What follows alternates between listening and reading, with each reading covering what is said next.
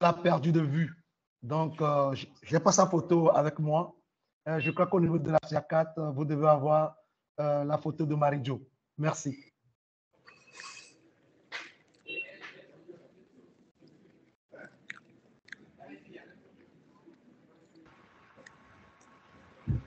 On t'entend pas, Guillaume. C'est bizarre, on t'entend pas. Je me demande si tu as pas J'ai mon micro qui rouge. était coupé. Ouais, J'avais coupé 2 fois le micro. Pardon. Oui, bonjour Bruno. Juste pour te dire que Marie-Jo, elle n'est pas perdue de vue. Elle vient nous voir régulièrement à Paris. Quand elle vient à Paris, elle vient souvent déjeuner à la FIACAT. Et elle nous a aussi accompagnés dans la reformulation du nouveau cycle Norbert Kenney. Elle a beaucoup travaillé avec Corentin et moi. Donc, elle n'est pas perdue de vue. Elle est toujours là et c'est une très bonne référence de ta part. Merci. Merci, Guillaume.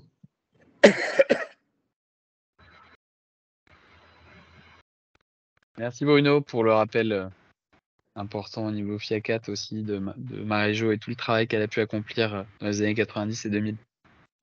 Quelqu'un d'autre?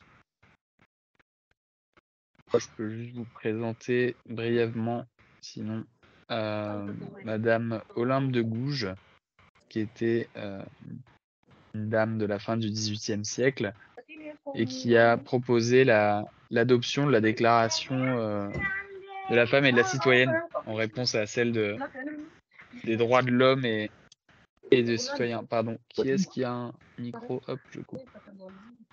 Et voilà Madame de Gouges, et qui malheureusement, une dizaine d'années plus tard, pour ses vues un petit peu trop en avance sur son temps, a fait partie de purges menées par le Conseil révolutionnaire de l'époque. Est-ce que quelqu'un souhaite faire une dernière présentation, ou sinon je donne la parole à Yves et Nathalie pour une présentation de la 4 France qui est à l'honneur aujourd'hui. Guillaume? Non, bah moi j'ai mes collègues de la FIACAT, voilà, parce que c'est des photos que j'avais là sur mon bureau, et puis voilà, c'est des belles personnes qui sont très engagées pour la défense des droits humains, donc merci à elles. Un petit coup d'auto-promo, merci Guillaume. Et merci à eux aussi d'ailleurs, parce que j'avais pas vu, il y a Lionel aussi sur la photo. Nathalie, Yves, merci d'être parmi nous. On vous entend pas, votre micro est coupé. Oui, vous nous entendez là? Signaler. Ouais, on vous entend, c'est bon. Moi, je voulais juste, puisqu'on en est à un hommage quand on pense à des défenseurs de droits, il y a on entend beaucoup d'interventions.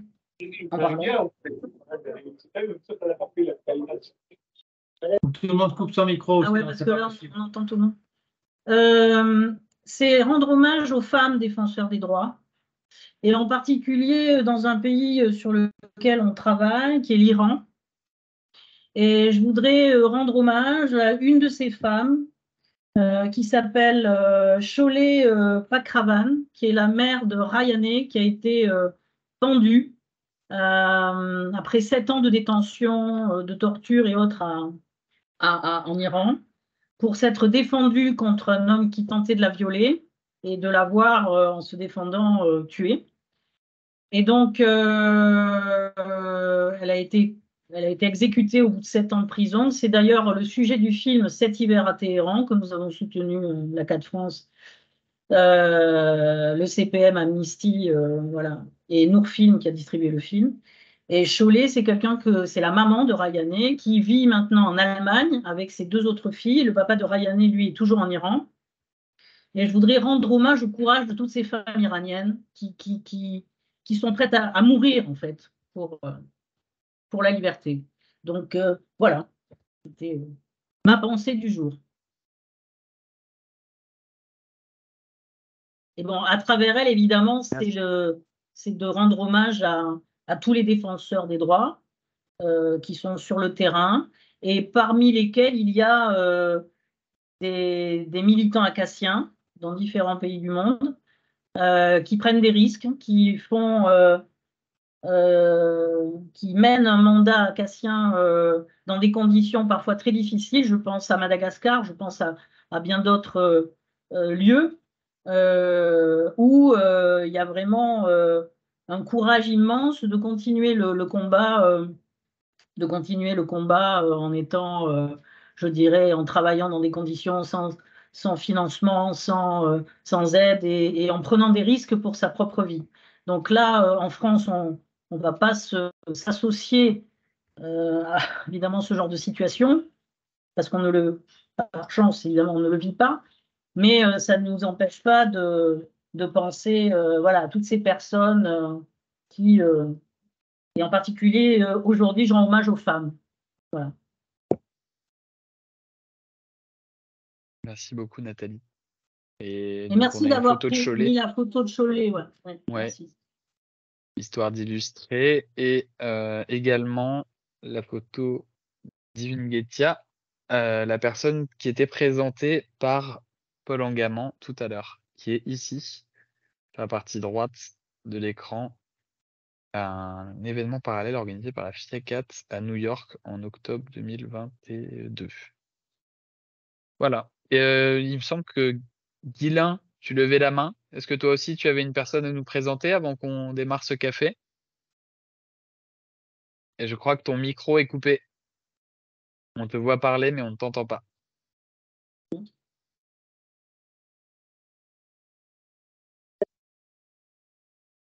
C'est bon. Allô? Oui, Oui. bonjour. Oui, je disais que je me présente, je suis Guilain Congolo de la 4RDC.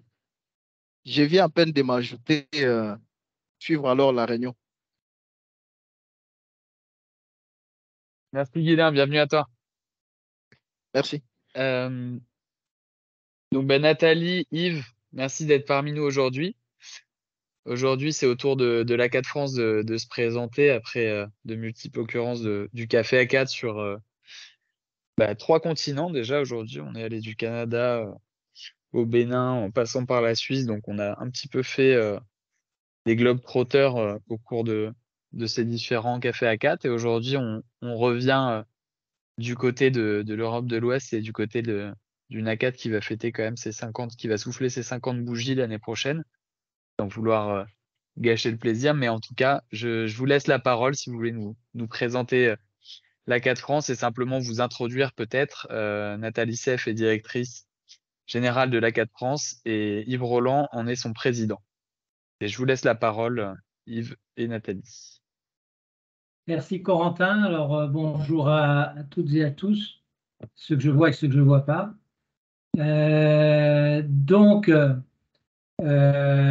Alors, est-ce qu'on peut être d'accord pour que tous les micros soient coupés parce qu'on a sur place, on a des Pour l'instant, ils intervenants, le des sont, ouais. interférences et des travaux. Ils sont D'accord. tous là. Ok, ça marche. Ouais, ils le sont pour l'instant. Donc présenter l'ACAT France. Alors, ce qu'il faut savoir, c'est que l'ACAT, qu'on appelle maintenant l'ACAT France, c'est longtemps appelé l'ACAT, l'Action des chrétiens pour l'abolition de la torture, parce qu'elle était la seule. On va dire qu'elle était la première. Alors j'imagine que vous avez tous un peu entendu parler de cette histoire, mais je voudrais peut-être la rappeler, parce que pour nous, elle est dans l'esprit de nos militants, de nos adhérents, elle est très importante. C'est donc en 1974 que 2 femmes protestantes, à la suite d'une conférence sur la torture des prisonniers politiques au Vietnam, ont décidé de s'engager dans la défense des droits de l'homme. Pour ce faire, elles ont commencé par relayer les appels d'Amnesty International, et puis elles se sont vite, ce qui s'est imposé à elles, puisqu'elles étaient chrétiennes, c'est qu'il y avait une mission particulière qui les distinguait d'Amnesty International, c'était de s'adresser au milieu chrétien. Et de la même façon, l'œcuménisme s'est imposé à elle, puisque d'emblée, dans l'ACAT, dans les amis de l'ACAT, dans les premiers temps de l'ACAT, étaient présents beaucoup d'orthodoxes, des quakers, des protestants, de l'Église réformée, des catholiques, voilà. Donc tout ça pour dire que en 1974 est donc née officiellement le 7 décembre, le 8 décembre, je crois, 1974. Je dis ça parce que tout à l'heure, on a dit qu'on avait un temps fort le 7 décembre 2024. 7 octobre. Non, la C'est première. déposé. Oui, mais la première assemblée générale, Oui. c'est le 8 décembre. Voilà. Donc, tout ça pour dire que ça a été annoncé par Corentin, nous allons fêter nos 50 ans. C'est à la fois l'âge de raison et le jubilé biblique. Donc, ça fait écho à plusieurs choses. Et que cette petite ACAT, et ça, c'est peut-être quand même quelque chose qu'il faut que tout le monde ait présent à l'esprit, cette petite ACAT a quand même beaucoup grandi. Alors, dans un contexte qui était le contexte des années très militantes, des années 70, 80, 90, vous savez, cette période, on avait l'impression que les droits de l'homme étaient dans une progression historique et que rien ne pouvait les arrêter, ils ne pouvaient que se développer, que la solidarité s'imposait partout dans le monde et à tout le monde, avant, à partir des années 2000-2010, de déchanter sérieusement et de s'apercevoir qu'au contraire, nous avons à revenir aux fondamentaux. Voilà.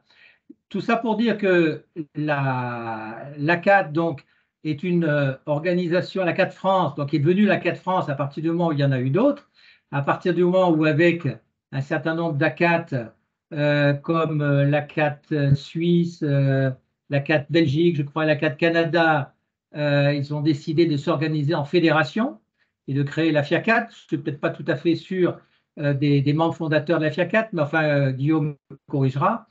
À partir de la fin des années 80. Voilà. Et l'ACAT, donc, qui est devenue depuis l'ACAT France, reste toujours donc, cette association de militants chrétiens, même si le nombre de ses adhérents a considérablement baissé parce que il ne vous a pas échappé que 50 ans, ça représente aussi dans la vie d'une femme ou d'un homme une période où on n'a pas tout à fait ni les mêmes engagements, ni même les formes d'engagement, ni même le même tonus, qui se traduit aussi en termes d'adhésion. Mais nous restons, alors pour donner des chiffres un peu à la louche, nous sommes autour de 5000 adhérents et nous avons depuis, on va dire, 25 ans, un peu plus de 25 ans, un secrétariat national composé de professionnels salariés qui s'est considérablement, ça fait le phénomène des vases communicants, qui s'est considérablement renforcé puisque nous sommes actuellement entre 24 et 25 salariés. Voilà, quant à effectif plein, nous sommes 24-25 salariés. Ce qui veut dire que c'est, par rapport aux autres ACAT que j'ai pu rencontrer ici ou là, ça fait une grosse organisation qui est aussi une grosse machine, qui a beaucoup d'avantages et, on va le dire, pour parler sans langue de bois, un certain nombre d'inconvénients, et notamment le fait que rien ne peut être vraiment simple à l'ACAT France, et dans la prise de décision, et dans le côté opérationnel. C'est-à-dire qu'il faut respecter des tas de procédures, parce que nous avons donc l'obligation, mais ça Nathalie en parlera mieux que moi, d'avoir tout un tas de contrôles institutionnels, mais aussi un tas de contrôles qu'on a choisi d'avoir pour apparaître aux yeux des donateurs comme une organisation fiable. Hein, c'est ce qu'on appelle chez nous le don en confiance, qui vérifie donc tout ce qu'on dit. Et voilà. Alors, bon, pour ce qui est, j'ai dit très rapidement les forces actuelles. Nous sommes, pour rester quelques minutes sur l'organisation, nous avons une assemblée générale annuelle dont les délégués sont élus par des régions parce que nous sommes organisés, nous sommes trop nombreux en fait, pour que tous les adhérents puissent venir à l'assemblée générale. Et donc, ce sont les régions qui élisent des délégués, et ce sont ces délégués qui sont membres de l'Assemblée générale et qui votent donc les orientations à l'Assemblée générale. Sinon, au niveau des régions, il y a une vie de la CAT qui se décline donc d'abord au niveau régional, avec autour d'équipes d'animation régionale qui sont organisées autour d'un coordonnateur régional. Et nous comptons, donc actuellement, il y a 29 régions officiellement, et à l'intérieur de ces régions, des groupes locaux qui sont autour de 220 à peu près. 222 me dit délégué général. C'est sachant que ni les régions ni les groupes locaux n'ont de personnalité juridique, pour ceux qui savent ce que ça veut dire, c'est-à-dire qu'ils ne peuvent pas se présenter comme étant, eux, la CAT. Voilà. Mais c'est quand même la CAT. C'est pour ceux qui me comprennent, sur un terrain qui n'est pas strictement juridique, la vie de la CAT passe par tous ces groupes et par ces régions. Sinon, au niveau national, nous avons donc un comité directeur qui est composé d'une vingtaine de membres, qui élit donc chaque année. C'est pour ça que je suis l'actuel président de la CAT France, mais mon mandat est remis en cause chaque année. Élit donc chaque année un bureau de 8 membres. Voilà pour ce qui est du fonctionnement, sachant qu'il y a aussi un certain nombre de commissions avec des rôles et groupes de travail avec des rôles divers, on pourra revenir là-dessus, mais commission communication, commission des vœux et motions, commission de contrôle interne, etc. etc. Voilà. Alors, je vais, peut-être qu'il y aura des questions, j'imagine, mais je vais laisser la parole à Nathalie pour présenter plus ce qui constitue actuellement notre colonne vertébrale, qui est quand même outre les régions, qui est le secrétariat national, dont j'ai parlé tout à l'heure, composé donc de 24 et 25 salariés. Alors, bonjour à tous, parce que quand j'ai commencé la séance, tout le monde n'était pas arrivé, donc bonjour à tout le monde. Ravi de vous retrouver après nos rencontres, pour la plupart d'entre vous, à Berlin. Donc, je garde un immense souvenir. Voilà. Alors, la CAT France, effectivement, c'est peut-être pas le cas en droit local sur un certain nombre de vos sites, mais en France, on a le statut d'une association loi 1901. On est reconnu d'utilité publique depuis 1992. On a l'agrément éducation populaire depuis 1992.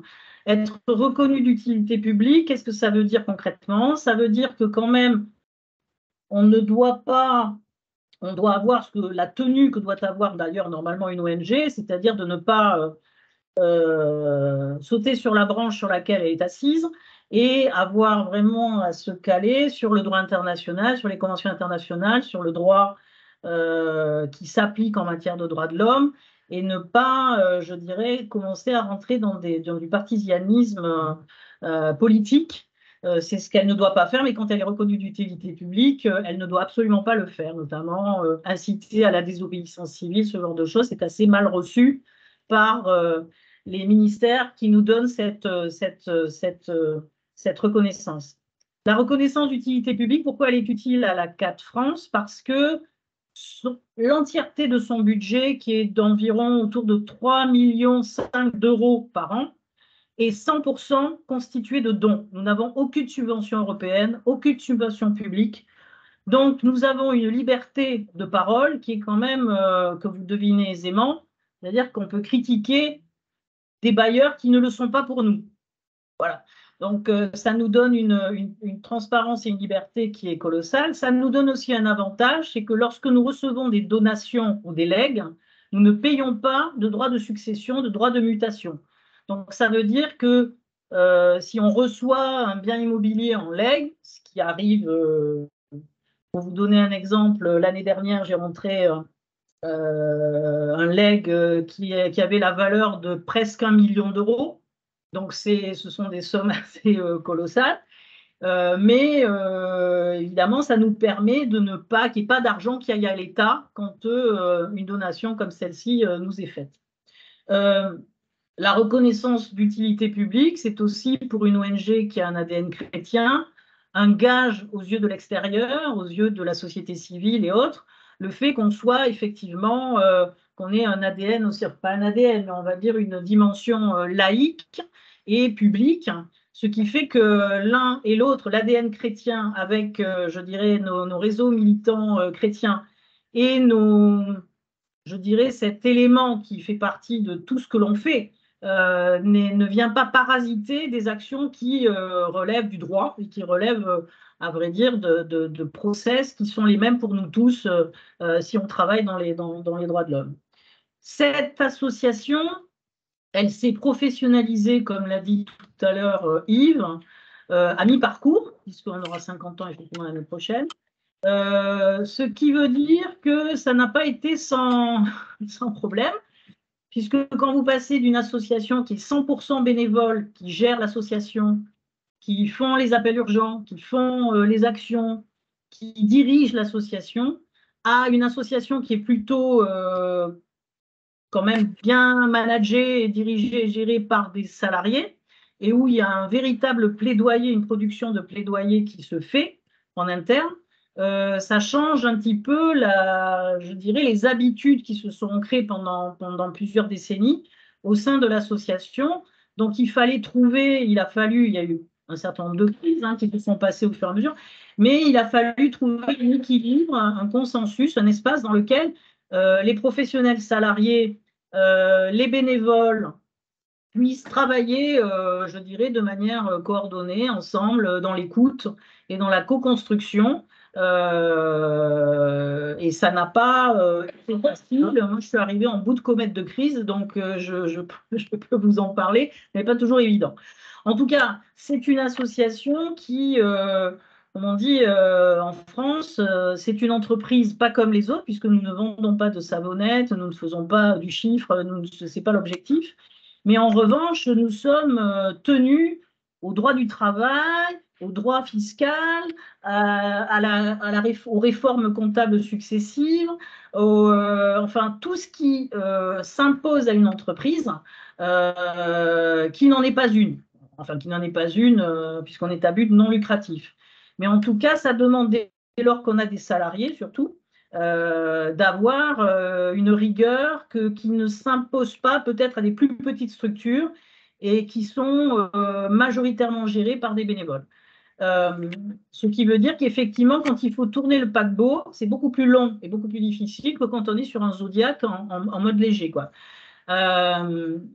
Ça permet d'être fort aussi, d'avoir des professionnels, c'est-à-dire de construire des plaidoyers, de construire des actions, de les mener de A à Z, et d'être un partenaire, un interlocuteur avec les autorités françaises, mais même au niveau européen et autres, d'être des interlocuteurs reconnus et des interlocuteurs quand même relativement écoutés, et d'avoir des résultats surtout quand il s'agit d'obtenir des résultats en collectif avec d'autres partenaires ou tout seul, pour les victimes que nous suivons et que nous défendons, et aussi pour des sujets qui sont plus de l'ordre du plaidoyer au niveau juridique, au niveau légal, quand il s'agit par exemple de stopper le timing qu'il faut pour déposer un dossier de demande d'asile pendant une période de Covid.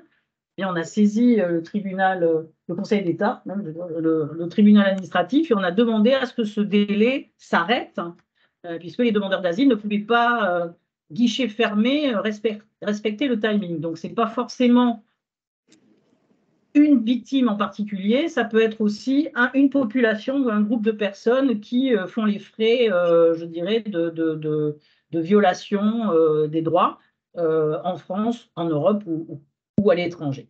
Voilà.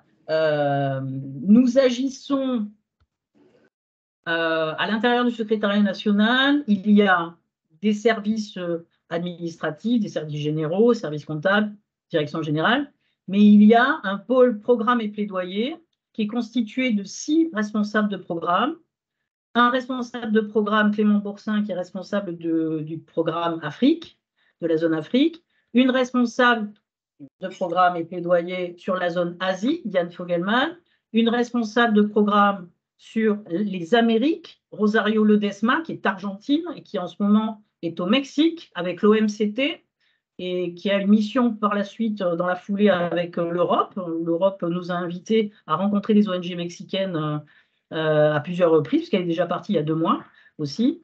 Et nous avons un responsable de programme Moyen-Orient, Afrique du Nord, qui est Elias Geoffroy. Et ensuite, nous avons 2 responsables de programme France, une responsable de programme Asile, France, et une responsable Sûreté et Liberté au pluriel, Sûreté au singulier, Liberté au pluriel, qui s'occupe de tout ce qui est lieu privatif de liberté, maintien de l'ordre,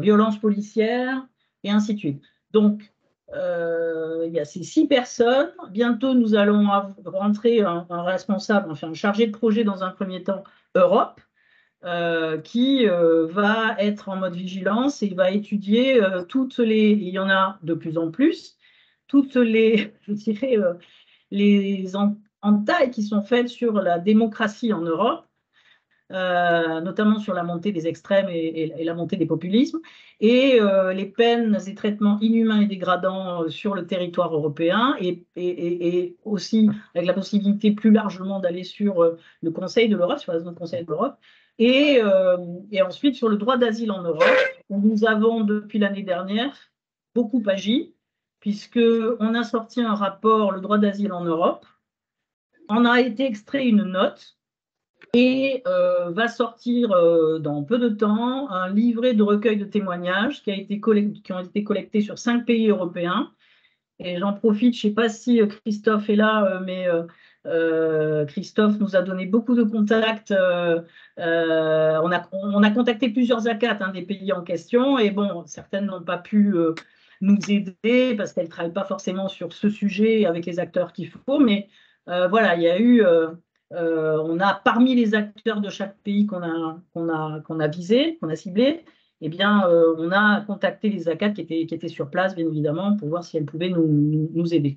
Donc, on a collecté plus d'une 40aine de témoignages d'acteurs des demandes d'asile, d'associations, de divers acteurs, mais surtout des demandeurs d'asile, des gens qui ont déjà le statut de réfugié, mais qui racontent tout leur parcours d'exil et leur parcours, leur chemin de croix un petit peu, surtout dans la demande d'asile, dans chaque pays où ils sont arrivés.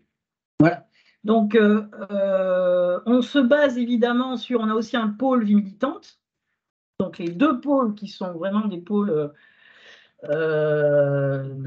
opérationnels et phares, ce sont le pôle programme et plaidoyer, le pôle vie militante, qui a pour mission de déployer les plaidoyers qui sont lancés, ou les campagnes, ou les actions, vers notre réseau militant, effectivement, qui compte, alors on a 4706 exactement cotisants, et on a à peu près 5300 adhérents, parce qu'en fait, il y a des personnes qui cotisent, mais pour 2 personnes, pour un couple, pour une congrégation, donc en fait, le chiffre des cotisants n'est pas forcément le même que celui des adhérents. Il y a une marge. On compte 27 500 membres. Qu'est-ce qu'on appelle un membre? Il y a des adhérents, des sympathisants, des donateurs, les salariés et des bénévoles qui ne sont pas forcément adhérents, etc. Donc en fait, ça compte toutes les personnes qui, d'une manière ou d'une autre, vont soutenir l'ACAT et vont être impliquées dans les actions qu'elle mène, soit en lui donnant des moyens, soit en menant des actions, etc. Et parmi notre réseau de militants, répartis à travers la France, il y a, comme l'a dit Yves, 222 groupes locaux qui sont installés un petit peu partout en France. Et on a des équipes d'animation régionale, on a des correspondants départementaux. Donc en fait, le pôle vie militante a pour mission de déployer les informations, de donner des outils de militance aux personnes qui sont sur le terrain en France, et de répondre aux demandes des adhérents diverses et variées. Je ne vais pas les énumérer ici, ça n'aurait pas de sens, mais voilà. L'ACAT France, c'est donc un pôle très important, c'est la communication, mais ça, je pense que pour toutes les ONG, la communication, elle est majeure. ce qu'il y a, c'est que quand je suis arrivée à la CAT, on était un peu en retard sur la communication digitale. Donc, il y a un département digital qui a été développé. Il y a du community management professionnel qui a été installé. Et il y a de la collecte digitale avec tout ce que ça veut dire de techniques spécifiques qui a été installée. Aujourd'hui, depuis 2020, où j'ai commencé les chantiers sur la collecte digitale, on voit que ça monte et que la collecte marketing direct, c'est-à-dire les envois postaux des appels à dons, tout doucement, ça me nuise. Voilà. Ce réseau de donateurs et de militants subit ce que subissent beaucoup d'ONG comme les ACAT et autres en Europe, c'est le vieillissement de sa base. Donc, une problématique de relève, une problématique d'érosion du réseau militant et une problématique aussi d'érosion des donateurs, puisque les donateurs, grosso modo, ont à peu près le même âge, même s'ils sont légèrement plus jeunes, ont à peu près le même âge que nos militants.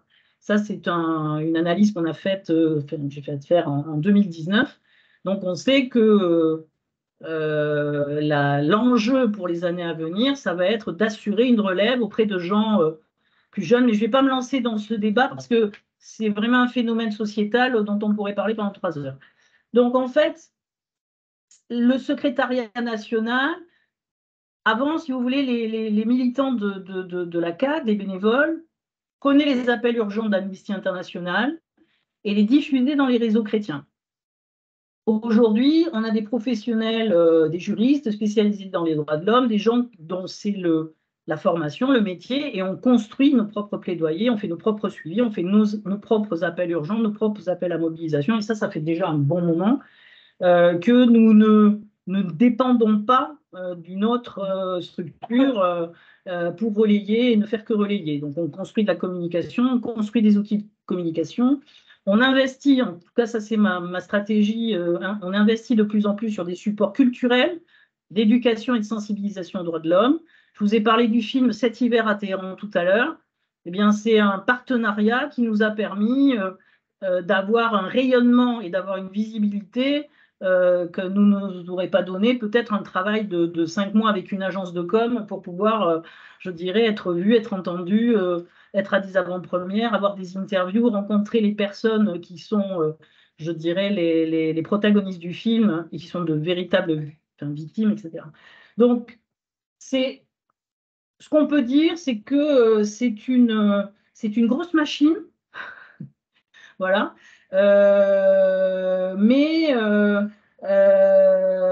qui est effectivement qui n'est pas comparable, comme l'a dit Yves tout à l'heure, de facto. C'est pas qu'on veut pas ou qu'on ne voudrait pas, voilà, mais c'est que de facto, il nous est clairement difficile d'avoir un niveau de, c'est pas de comparaison, mais en tout cas d'échanger parfois sur des problèmes qui sont majeurs pour nous, mais qui ne sont pas forcément majeurs ou des freins pour des ACAD plus petites ou en tout cas plus légères, en tout cas dans ce qu'elles ont à assurer comme charge, comme poids de charge. Voilà.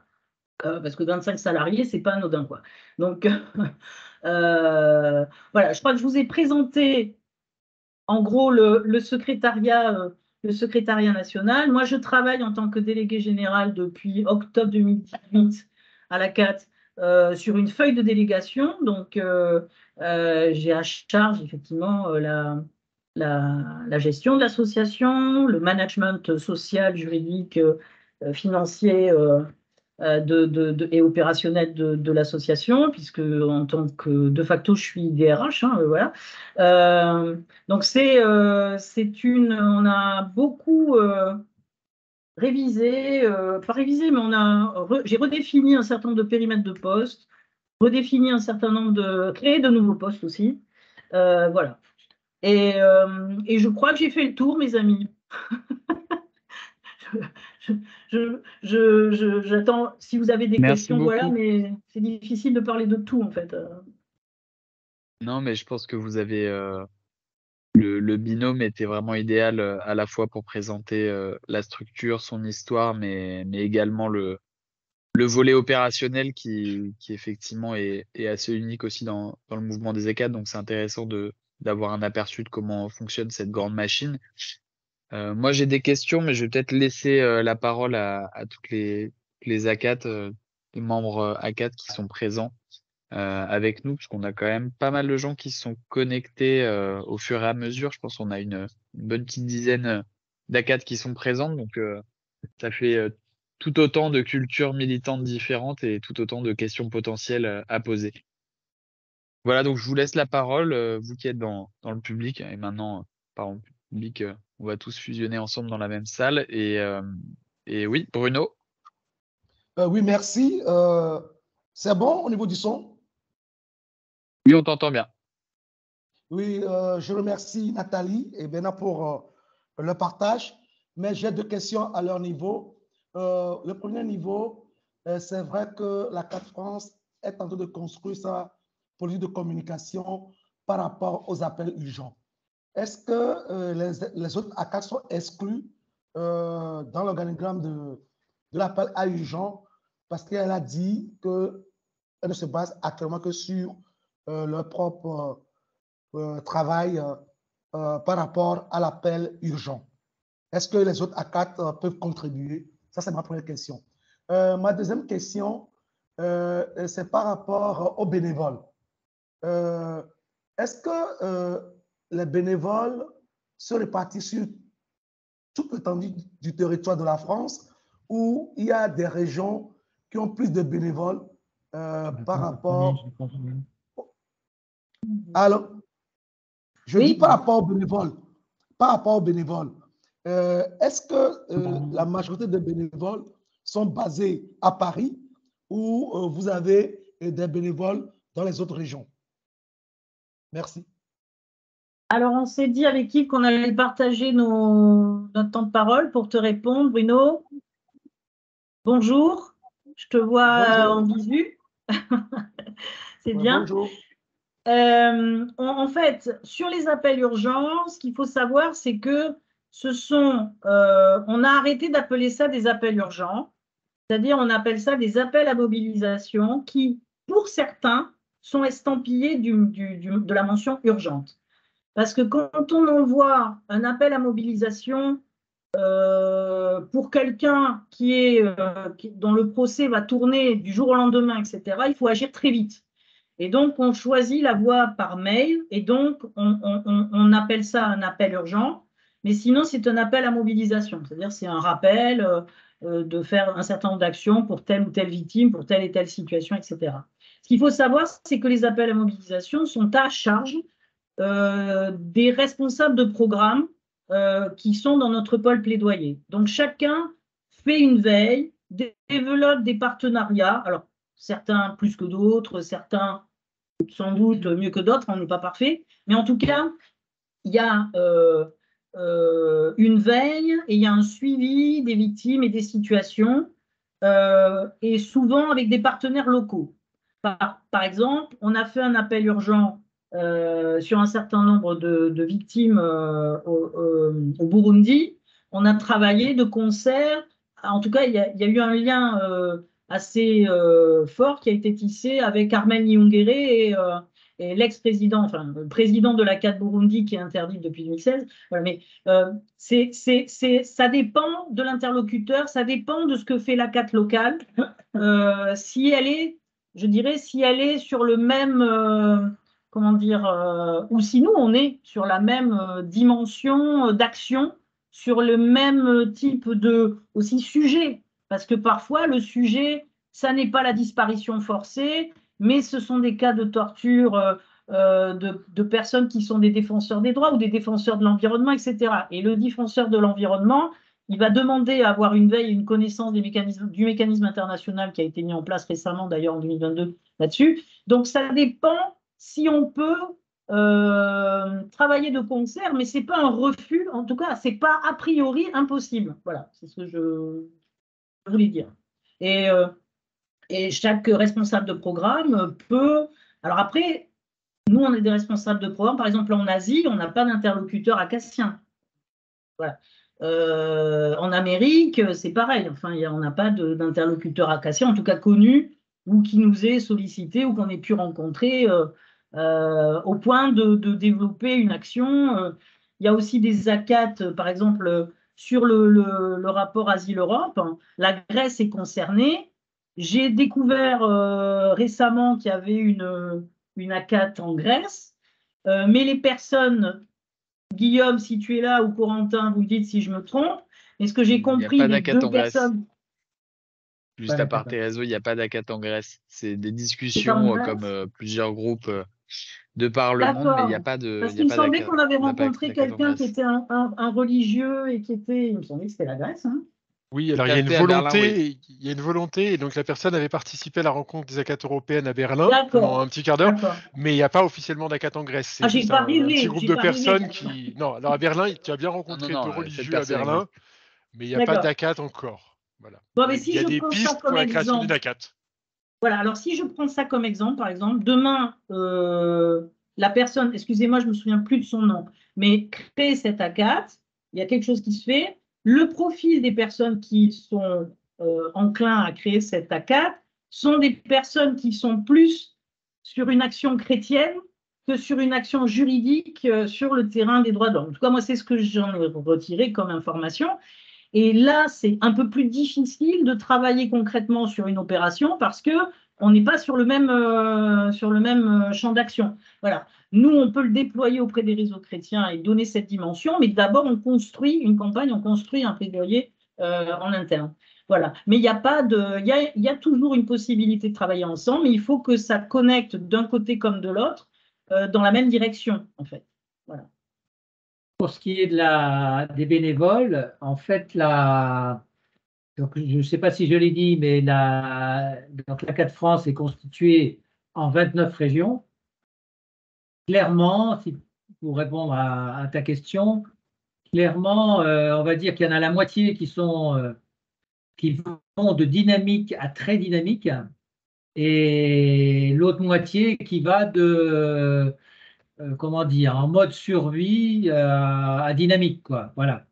Il y en a qui ont beaucoup de peine à maintenir une présence de la CAT.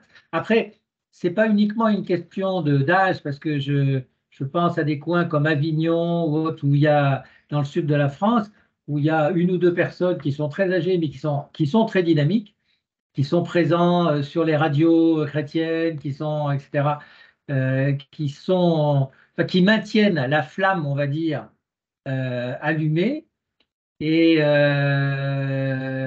bon, grosso modo, quand même, on a la moitié des régions et des groupes, on a vraiment des difficultés, et chaque année un peu plus, des difficultés et de renouvellement et de maintien, même simplement, les gens devenant de plus en plus âgés. Voilà. Pour répondre sans langue de bois à ta question. Donc non, tous les bénévoles ne sont pas concentrés loin de là à Paris. Et tous les bénévoles sont, pour ta question, non, de toute façon, pour ce qui est de la représentation des régions, donc les délégués à l'Assemblée générale, je l'ai dit, sont élus par les régions, mais ils sont élus au prorata du nombre d'adhérents. Ce qui fait que la région parisienne représente une infime minorité, si tu veux, une petite minorité, très très petite minorité de l'ensemble des délégués. Je ne sais pas combien ils doivent avoir en tout, peut-être 13 délégués, quelque chose comme ça, mais pas plus. Voilà. D'accord. Je me permets, il y a quand même une Merci bonne pour vos répartition. réponses. Avec plaisir. Au-delà Et tu du disais nombre de groupes locaux qui est de 222, si je me souviens Oui. bien, ça veut dire qu'il y a aussi une bonne répartition d'adhérents sur le territoire et qu'il n'y a pas forcément une surreprésentation parisienne, francilienne. Non, tout à fait. Après la question de Bruno était une bonne question. C'est-à-dire, dans ces groupes, quels sont ceux qui sont encore véritablement actifs, ou alors qui arrivent à créer quelque chose de nouveau ou à s'adapter à des situations nouvelles, si tu veux, par rapport à ce qu'elles font d'habitude, c'est-à-dire distribuer l'appel du mois, faire une émission par mois sur RCF ou Fréquence Protestante. Voilà, on va dire qu'il y a encore une fois la moitié des groupes qui ont encore une bonne capacité d'innovation, d'initiative et d'adaptabilité, mais ce n'est pas vrai des 220 groupes, même s'ils existent, même s'ils sont, sinon on ne le dirait pas.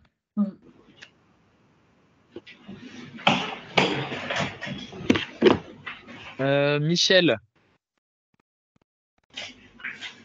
Monsieur Michel Kallenbach. Merci. Problème de... Ah, c'est bon, on t'entend bien.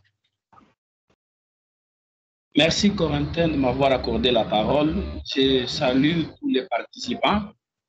J'ai suivi la présentation qui est faite tout à l'heure par Yves Laurent et Nathalie Seff.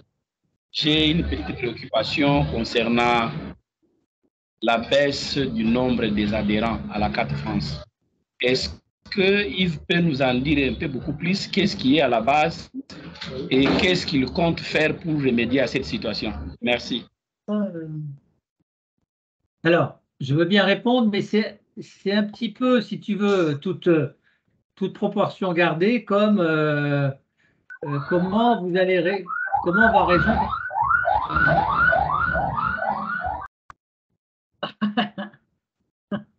Bizarre.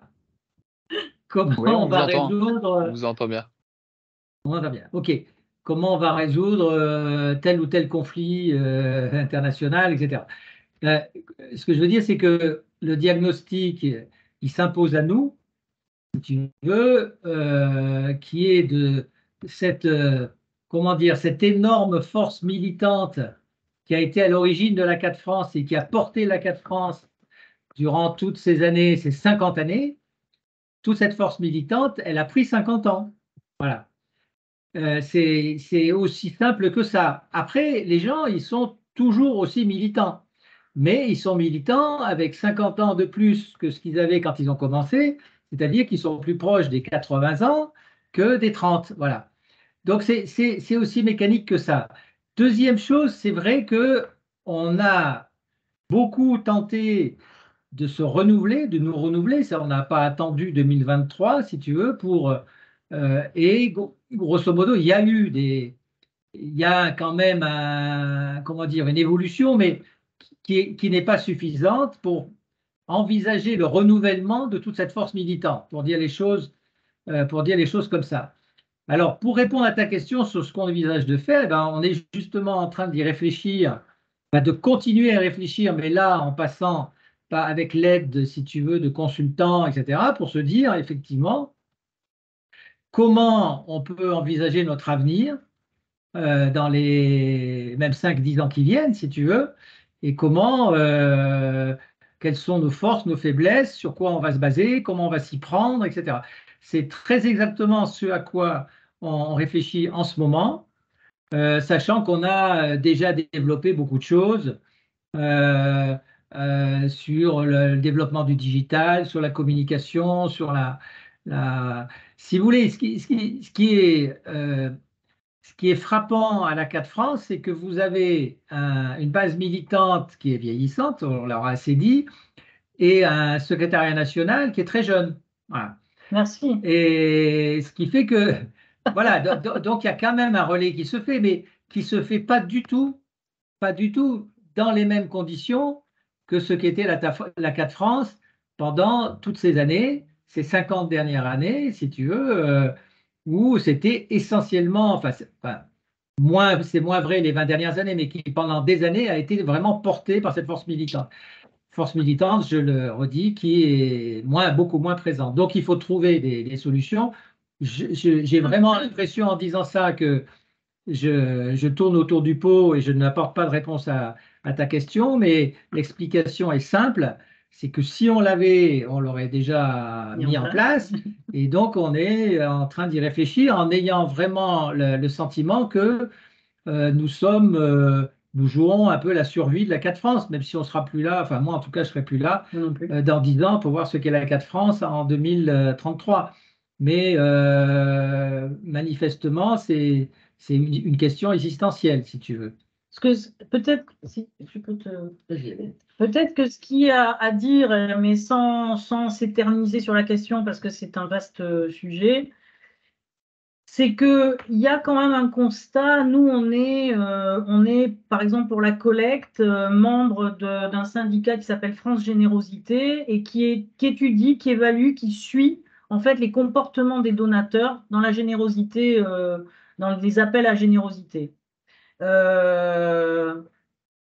Première information, les droits de l'homme arrivent en 7e ou 8e place, c'est-à-dire que deuxième place, il y a la SPA. Donc ça donne une idée en fait de la place des droits de l'homme, en tout cas en France, dans ce que beaucoup de gens dans la population ne considèrent pas forcément comme urgent. Il y a aussi le fait que, alors ça, il faut réfléchir à ça, c'est-à-dire comment sensibiliser des gens qui n'ont pas connu la guerre, qui n'ont pas connu la privation, qui n'ont pas, je dirais, une police répressive, être violente par endroit, mais qui n'est pas une police, une milice, quoi. Enfin, voilà. Donc, comment sensibiliser des jeunes à la torture? Quand on dit torture, déjà, ils ont du mal à. Quand on dit qu'on milite aussi pour l'abolition universelle de la peine de mort, il y en a beaucoup qui ne se sentent pas concernés. Et donc, je pense qu'il y a un travail de sensibilisation et d'éducation à développer fortement. Et pas qu'en France, je dirais dans toute l'Europe, parce que quand on discute avec des militants dans d'autres pays, ou avec des homologues dans d'autres pays, ou avec d'autres ACAT, moi ça a été l'occasion aussi d'en discuter avec un certain nombre d'entre vous qui êtes là ou pas là, mais il y a quand même un décalage en fait entre ce qui a sensibilisé, ce qui a mobilisé les adhérents et les militants historiques des ACAT, et aujourd'hui, la façon dont une plus jeune génération, alors j'aime pas faire des généralités, parce que là aussi, heureusement, il y a quand même des gens très engagés et militants, mais c'est pas la même forme de militantisme. Il y a beaucoup aussi de cueillettes, c'est-à-dire un jour c'est les violences policières, mais on ne suit pas le dossier, c'est-à-dire qu'on ne s'intéresse pas à la suite, etc. Il y a beaucoup d'informations, une surcharge d'informations. Il y a aussi l'impact des réseaux sociaux, l'impact de la surinformation, de la fausse information. Il y a aussi un climat qui est quand même hyper, hyper délétère. C'est-à-dire que les gens sont assez démoralisés. Donc tout ça fait que je pense qu'on est dans une évolution qui n'est pas propre à la CAT, mais qui est propre à nos sociétés, tout simplement, et à l'histoire. Et puis, il y a aussi le fait que c'est un problème que connaissent, en tout cas en France, beaucoup d'associations, qu'elles soient sportives, salles des fêtes, politiques, les syndicats. Il y a une défection, en fait, à l'adhésion. Parce que nous, par exemple, sur l'ensemble de notre budget, nos donateurs, par exemple, qui sont la grande majorité de nos, je dirais, qui nous soutiennent, 90% ne sont ni adhérents, ni militants, ni. Donc ça veut dire qu'ils ne sont pas forcément. Et Dieu sait on les appelle à adhérer, à s'investir plus dans la durée, etc.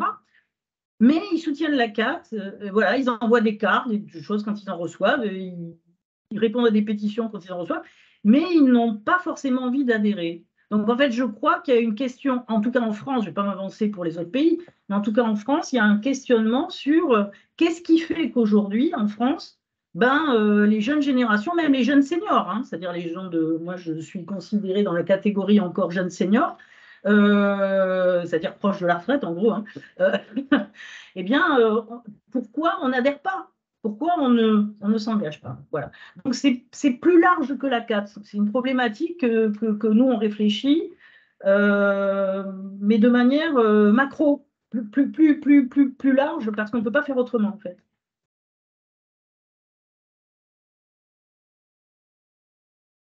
Merci, Nathalie. Bettina avait une question. Oui, j'ai J'ai une question. Vous avez parlé en introduction donc de la mission de l'ACAT, de parler de la torture aux églises, de s'adresser au milieu des églises.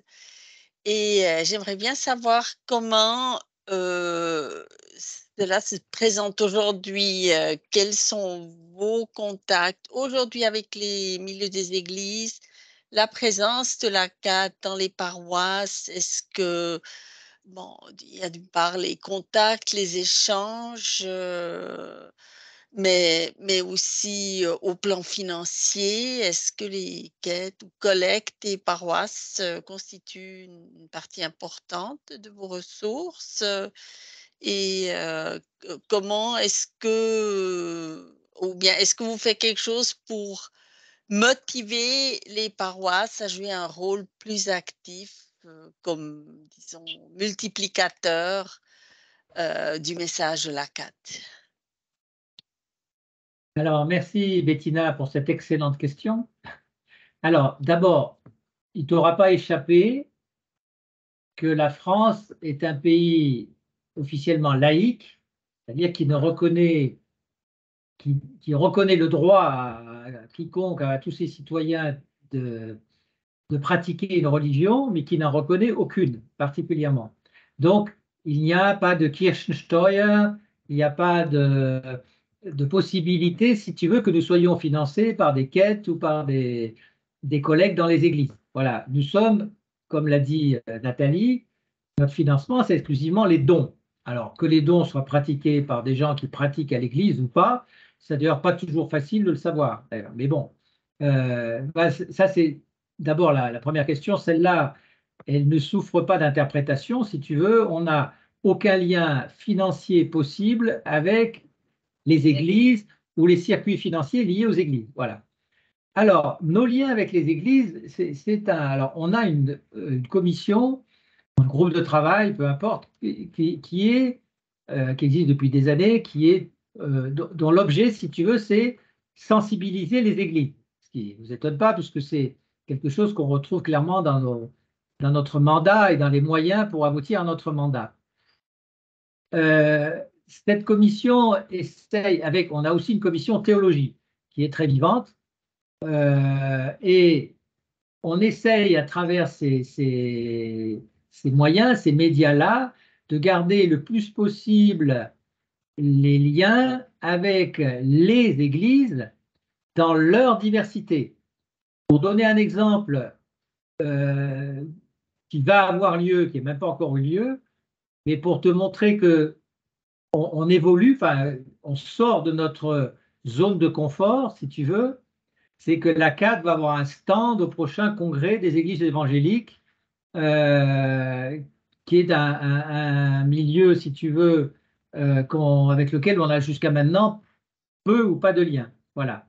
Sinon, on est en lien permanent, si tu veux, avec la Conférence des évêques de France. Pour ce qui est du milieu catholique, on est en lien avec la Fédération protestante de France, on est en lien avec les orthodoxes, les églises orthodoxes, via, si tu veux, le plus souvent ça passe par là, les vice-présidents, puisque nous avons dans notre règlement intérieur 3 vice-présidents, un catholique, un orthodoxe, un protestant. Alors, on pourrait faire beaucoup mieux, clairement. Là aussi, si tu veux, on mesure la différence entre ce qu'on a pu faire dans le passé et ce qu'on fait maintenant. Encore que une précédente vice-présidente protestante a vraiment renoué beaucoup de liens avec les églises de la Fédération protestante de France. Nous sommes de nouveau adhérents à la Fédération de l'entraide protestante qui regroupe tout ce qui est le diaconat de l'Église protestante en France, si tu veux. Et nous avons régulièrement, on essaye au moins une fois par an, d'avoir le soutien explicite du Conseil des Églises chrétiennes en France, qui regroupe donc les 3 confessions chrétiennes, et d'avoir, si tu veux, une lettre de soutien pour pouvoir faciliter les liens, les relations avec les églises, essentiellement catholiques et protestantes, si tu veux. Voilà. Donc, j'aurais tendance à dire, bonne question, réponse peut mieux faire, on peut mieux faire, mais bon, les liens, ils existent et ils sont maintenus, si tu veux. Et pour donner un exemple aussi, un autre exemple, on a prévu, ça a été dit tout à l'heure, dans le cadre de nos 50 ans, de faire un colloque le 6 décembre 2021 sur 2024, je dis quoi? 21. En 2024, excusez-moi, je suis un peu désorienté.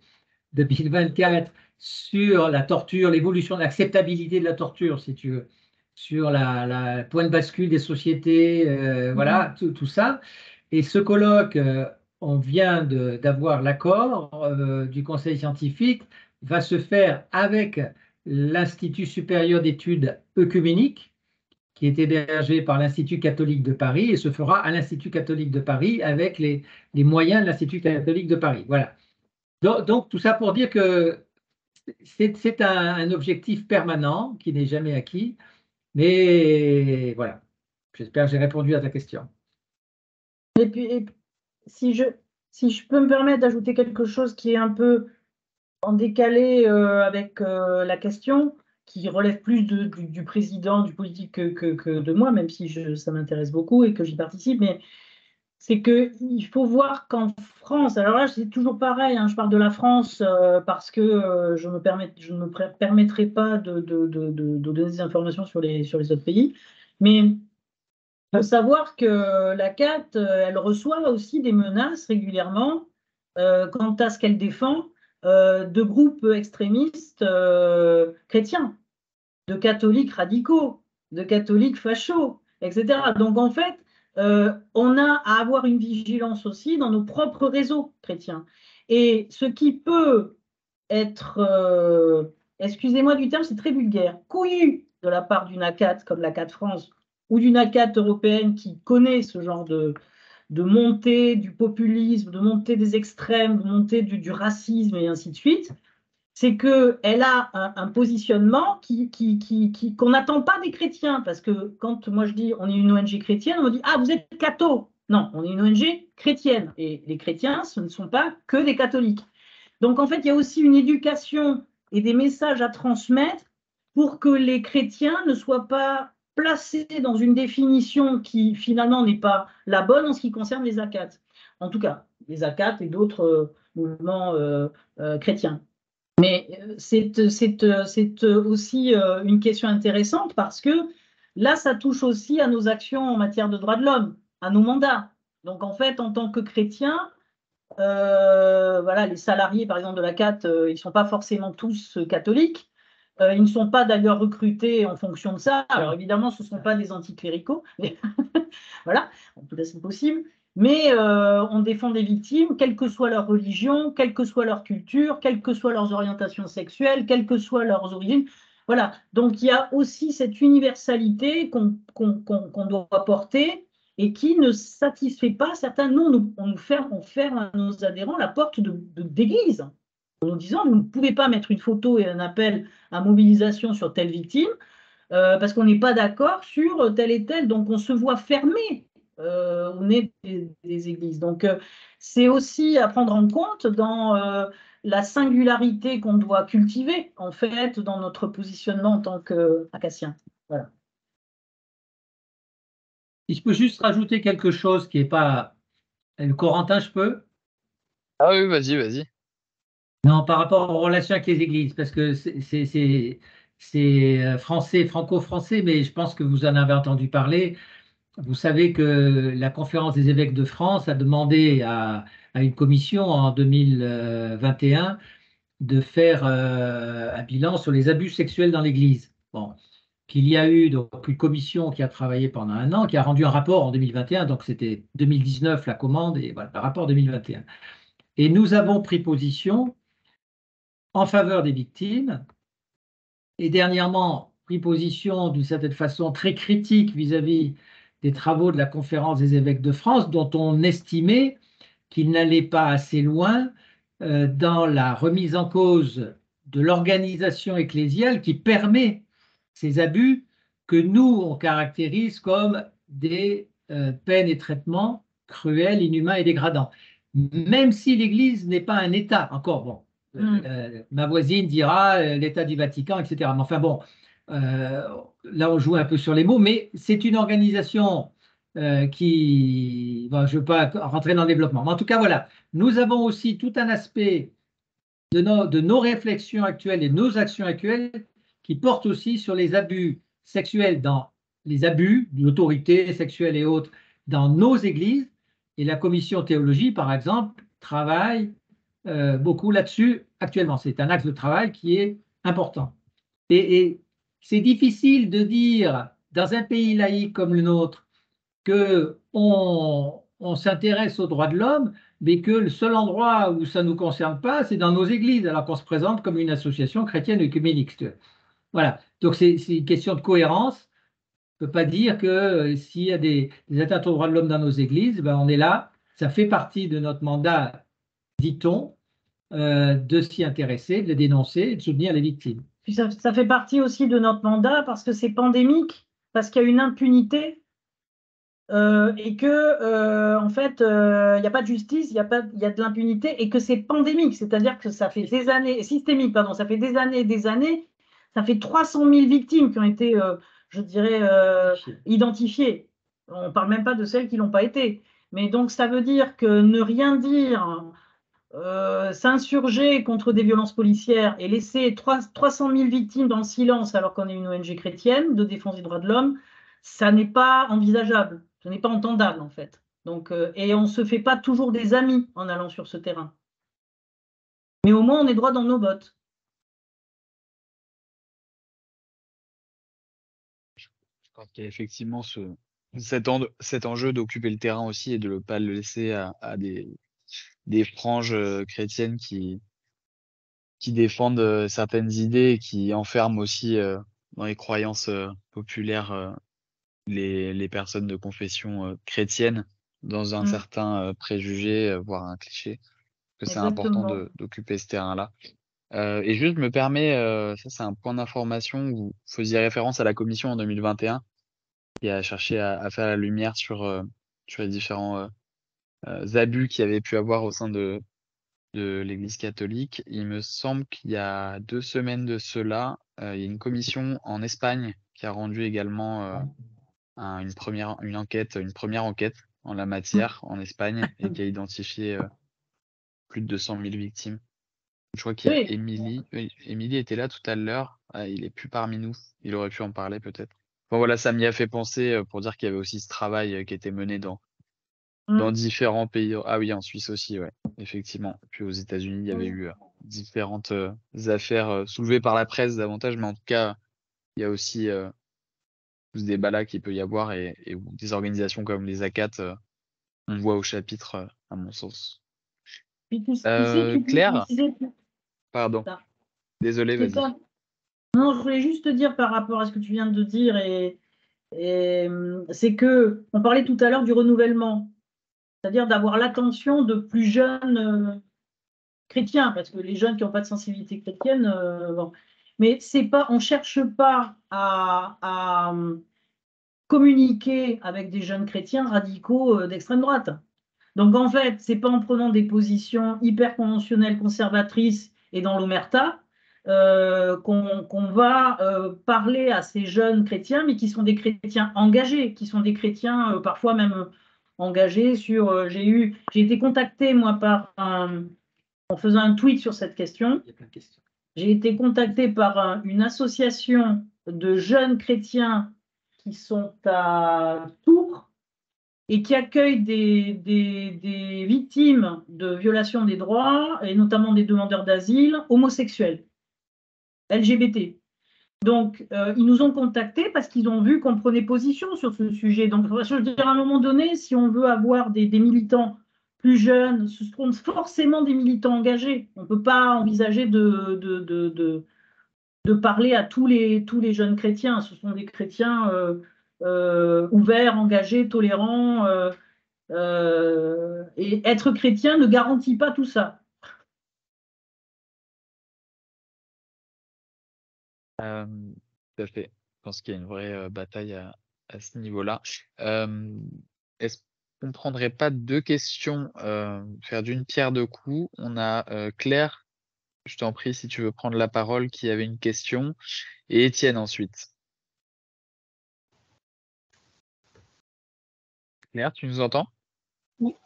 Oui, je vous entends. J'essayais de remettre ma caméra, mais ça ne marche pas. C'est pas grave. Alors, merci beaucoup. C'est extrêmement intéressant. En fait, vous avez beaucoup touché à la question que je voulais poser. Nathalie, quand tu dis que même la CAT France reçoit des menaces de groupes extrémistes chrétiens, c'est qu'il y a une montée de la droite, de l'extrême droite dans l'Église catholique. Et vous avez quand même beaucoup de membres qui sont catholiques. Et excusez-moi de le dire, mais particulièrement en France, et nous, ici, on subit les contre-coups de ça. On a dans nos églises des Français catholiques d'extrême droite et ça bousille un bon nombre de choses. Alors, je me demandais un peu comment vous faites en rapport avec ça pour faire face à ça. Ça veut dire aussi qu'on ne peut pas recruter ces gens-là, évidemment, pour la CAT, donc c'est un peu compliqué, mais vous avez en fait beaucoup commenté suite aux questions, cette question-là, mais voilà, ça c'était ma question. Mais je voulais aussi juste dire que je trouve très intéressant toute la réflexion que vous faites pour aller recruter des nouveaux membres. Je pense que ça concerne pas juste la France, ni même juste l'Europe, ça concerne en tout cas toute la réalité occidentale, le vieillissement, n'est-ce pas, l'érosion avec le vieillissement du membership, etc. Donc, partagez avec nous, s'il vous plaît, avec nous tous, à la FIACAT, d'abord parce que c'est la grande table et aussi avec les autres d'Occident, vos réflexions, parce que c'est vraiment, on en est là, c'est vraiment le nerf de la guerre. Alors voilà, merci beaucoup. Alors moi, je voulais juste te dire très rapidement, parce que je sais que on a pris beaucoup de temps, etc. Mais à ta question, qu'est-ce que vous faites face à des menaces extrémistes, de catholiques en particulier, mais de chrétiens extrémistes? Eh bien, quand on reçoit ça sur les réseaux sociaux, on se dit qu'on est sur la bonne voie. C'est un indicateur qu'on est sur la bonne voie, en fait, voilà. Et on continue, et on persiste, et on signe. Bravo. Étienne? Étienne? Oui, bonjour. Je ne sais pas si vous m'entendez bien ou pas. En tout cas, moi, je vous entends très bien. Ça fait plaisir de vous revoir. Merci pour la présentation très claire, assez complète et qui adresse les mêmes problèmes qu'on a. Je rebondis juste sur l'audace que vous avez. Je vais qualifier ça d'audace, mais je trouve ça très bien d'aborder les sujets des abus dans les églises, parce que pour moi, c'est même assimilable à de la torture plus qu'à des traitements cruels, inhumains ou dégradants. Le niveau d'intensité est largement dépassé, on y est. Il faut juste faire abstraction d'un critère de qualification qui est que c'est un membre d'une autorité, mais autrement, on tombe dedans. Peut-être une question juste plus interne au fonctionnement de la CAT France. Nous, on a beaucoup cette réflexion avec la CAT Suisse de savoir si on est une association de militants ou un centre de compétences auquel les militants délèguent des compétences pour analyser et faire du plaidoyer. Je veux savoir votre point de vue sur la CAT France, à quel point vous êtes plutôt justement une formation de militants que vous essayez de renouveler, comme vous l'avez dit, avec des enjeux actuels, ce que je pense est en tout cas la bonne voie et qu'on ne peut en tout cas pas faire sans.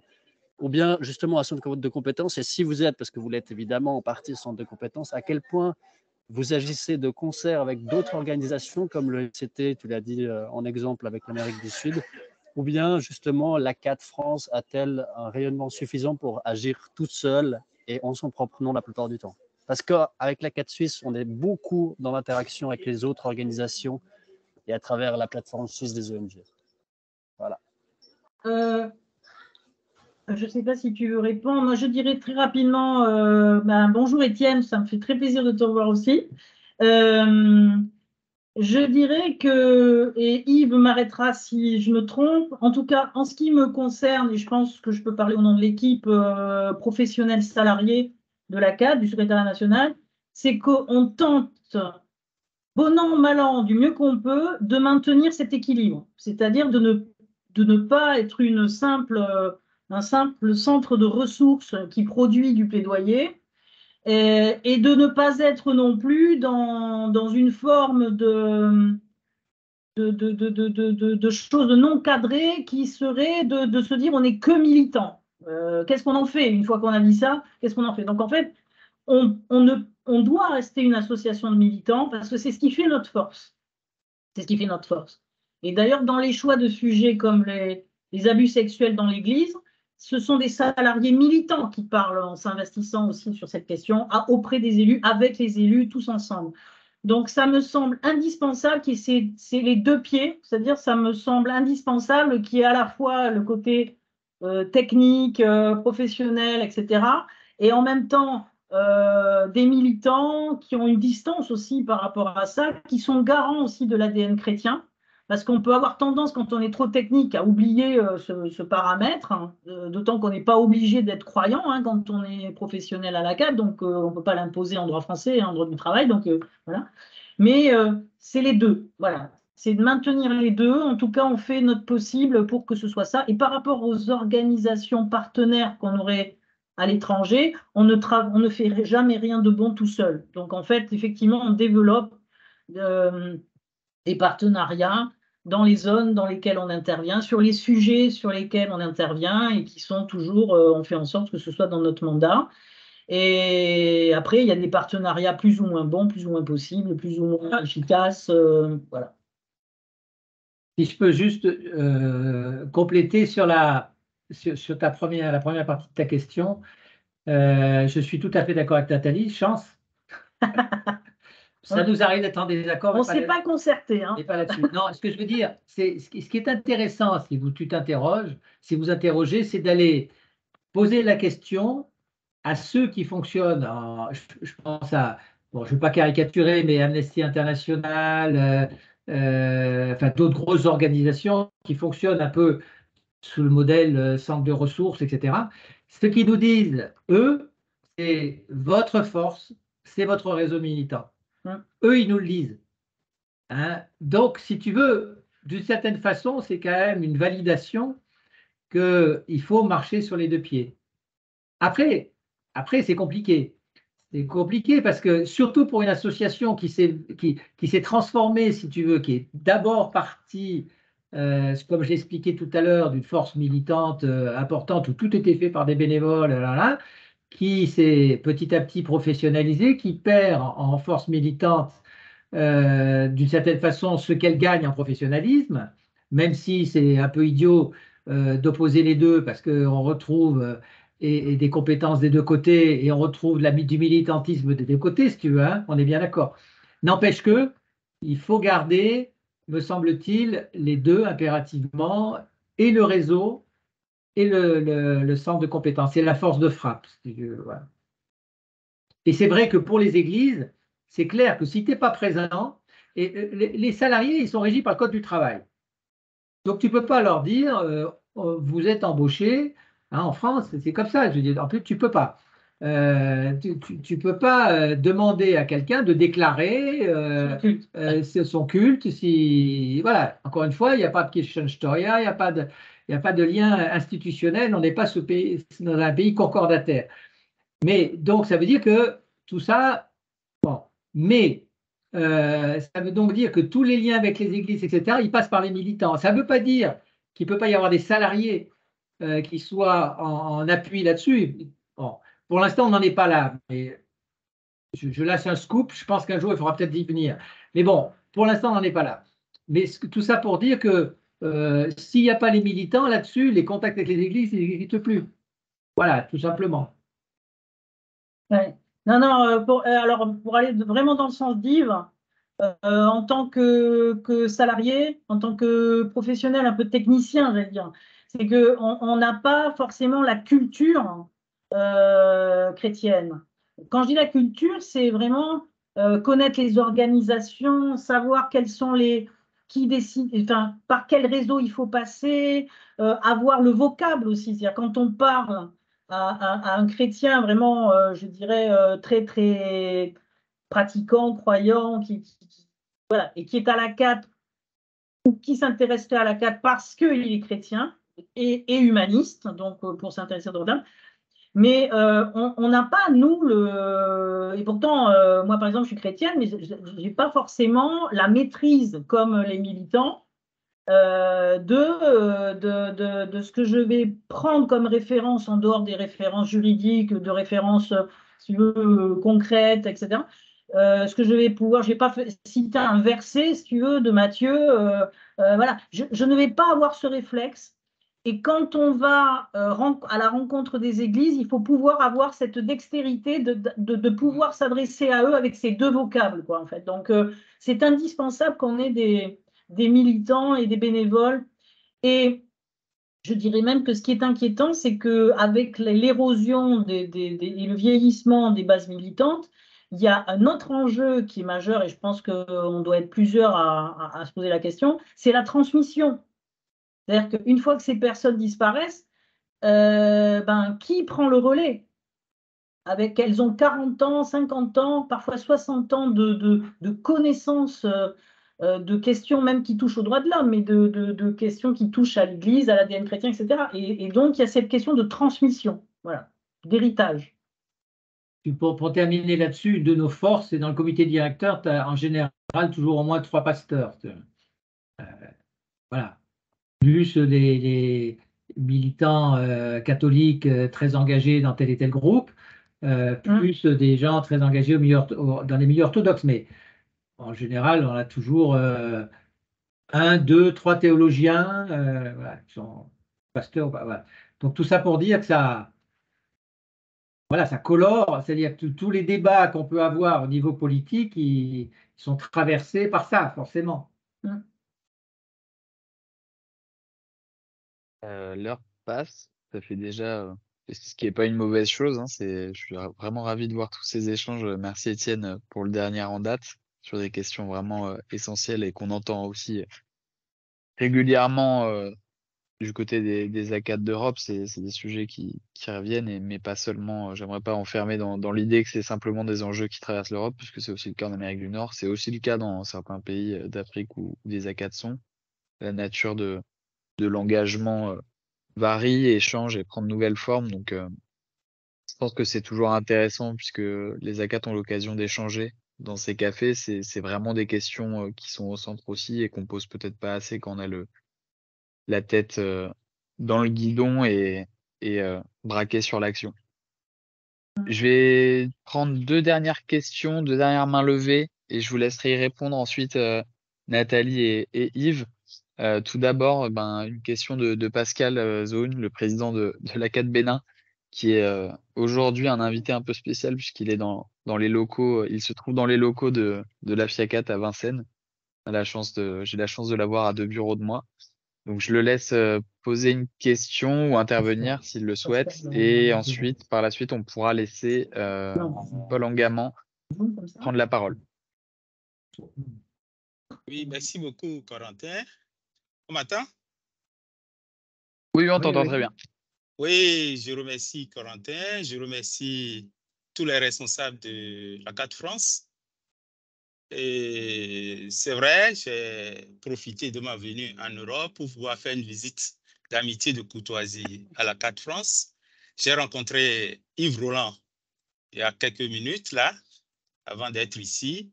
Donc, j'ai pris le train en marche, j'ai suivi Nathalie et je félicite l'ACAT France pour tout ce qui se fait. Vraiment, je vous admire beaucoup. Et puis, j'ai pris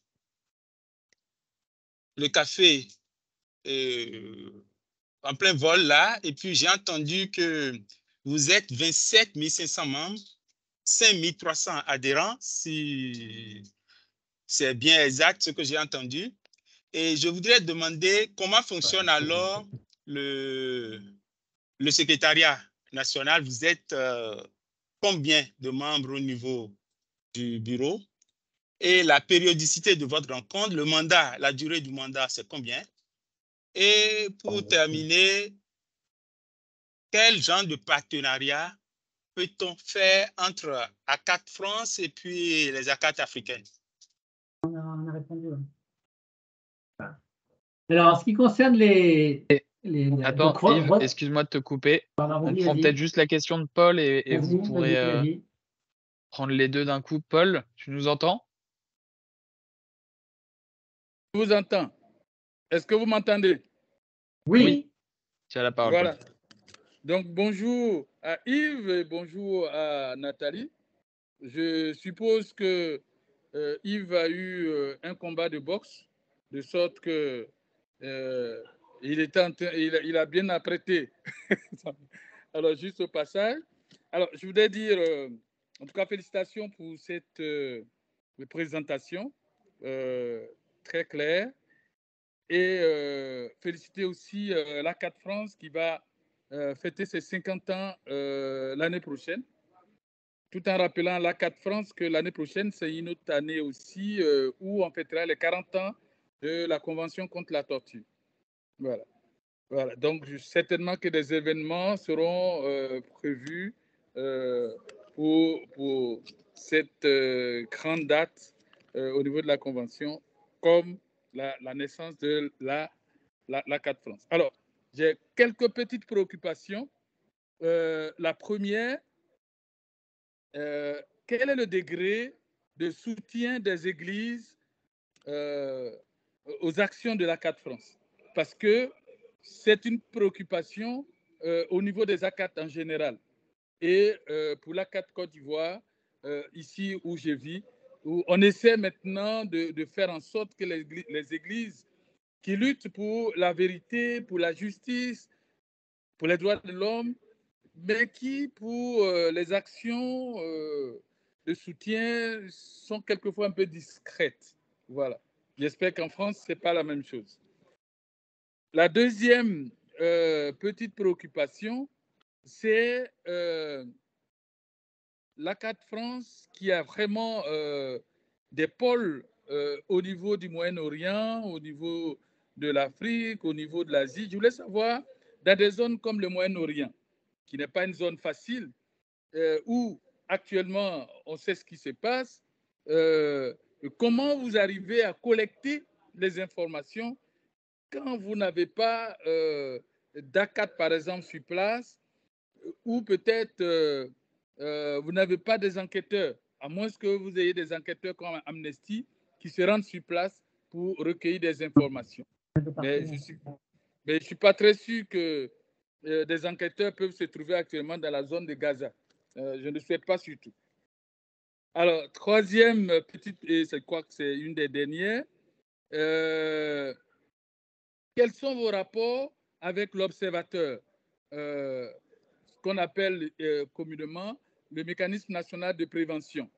Parce que, et à côté de cela, puisque nous avons des projets au niveau des prisons, comment l'ACAD France travaille avec ce mécanisme pour que nous puissions nous en inspirer pour les pays dans lesquels nous avons des projets sur les prisons.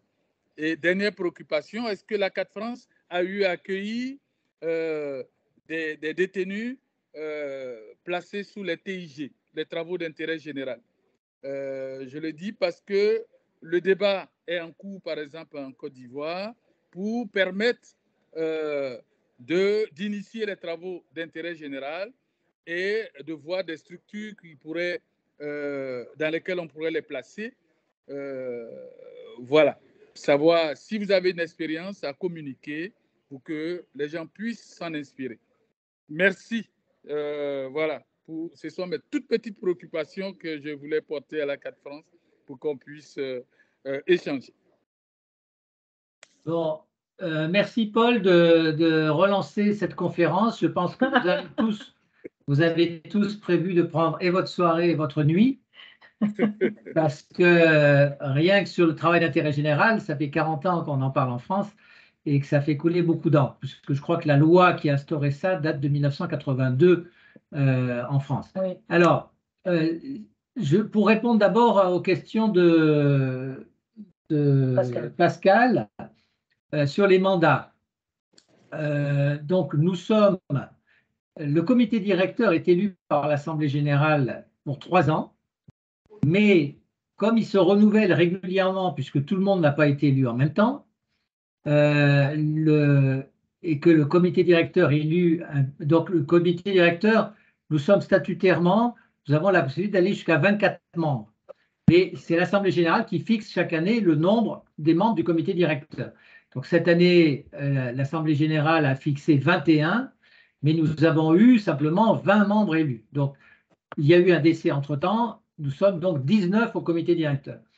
Et dans la première réunion du comité directeur qui se situe tout de suite après l'Assemblée générale, on élit un bureau de 8 membres. Sachant que ce comité directeur se renouvelant chaque année, donc chaque année, le bureau est soumis à réélection. Voilà.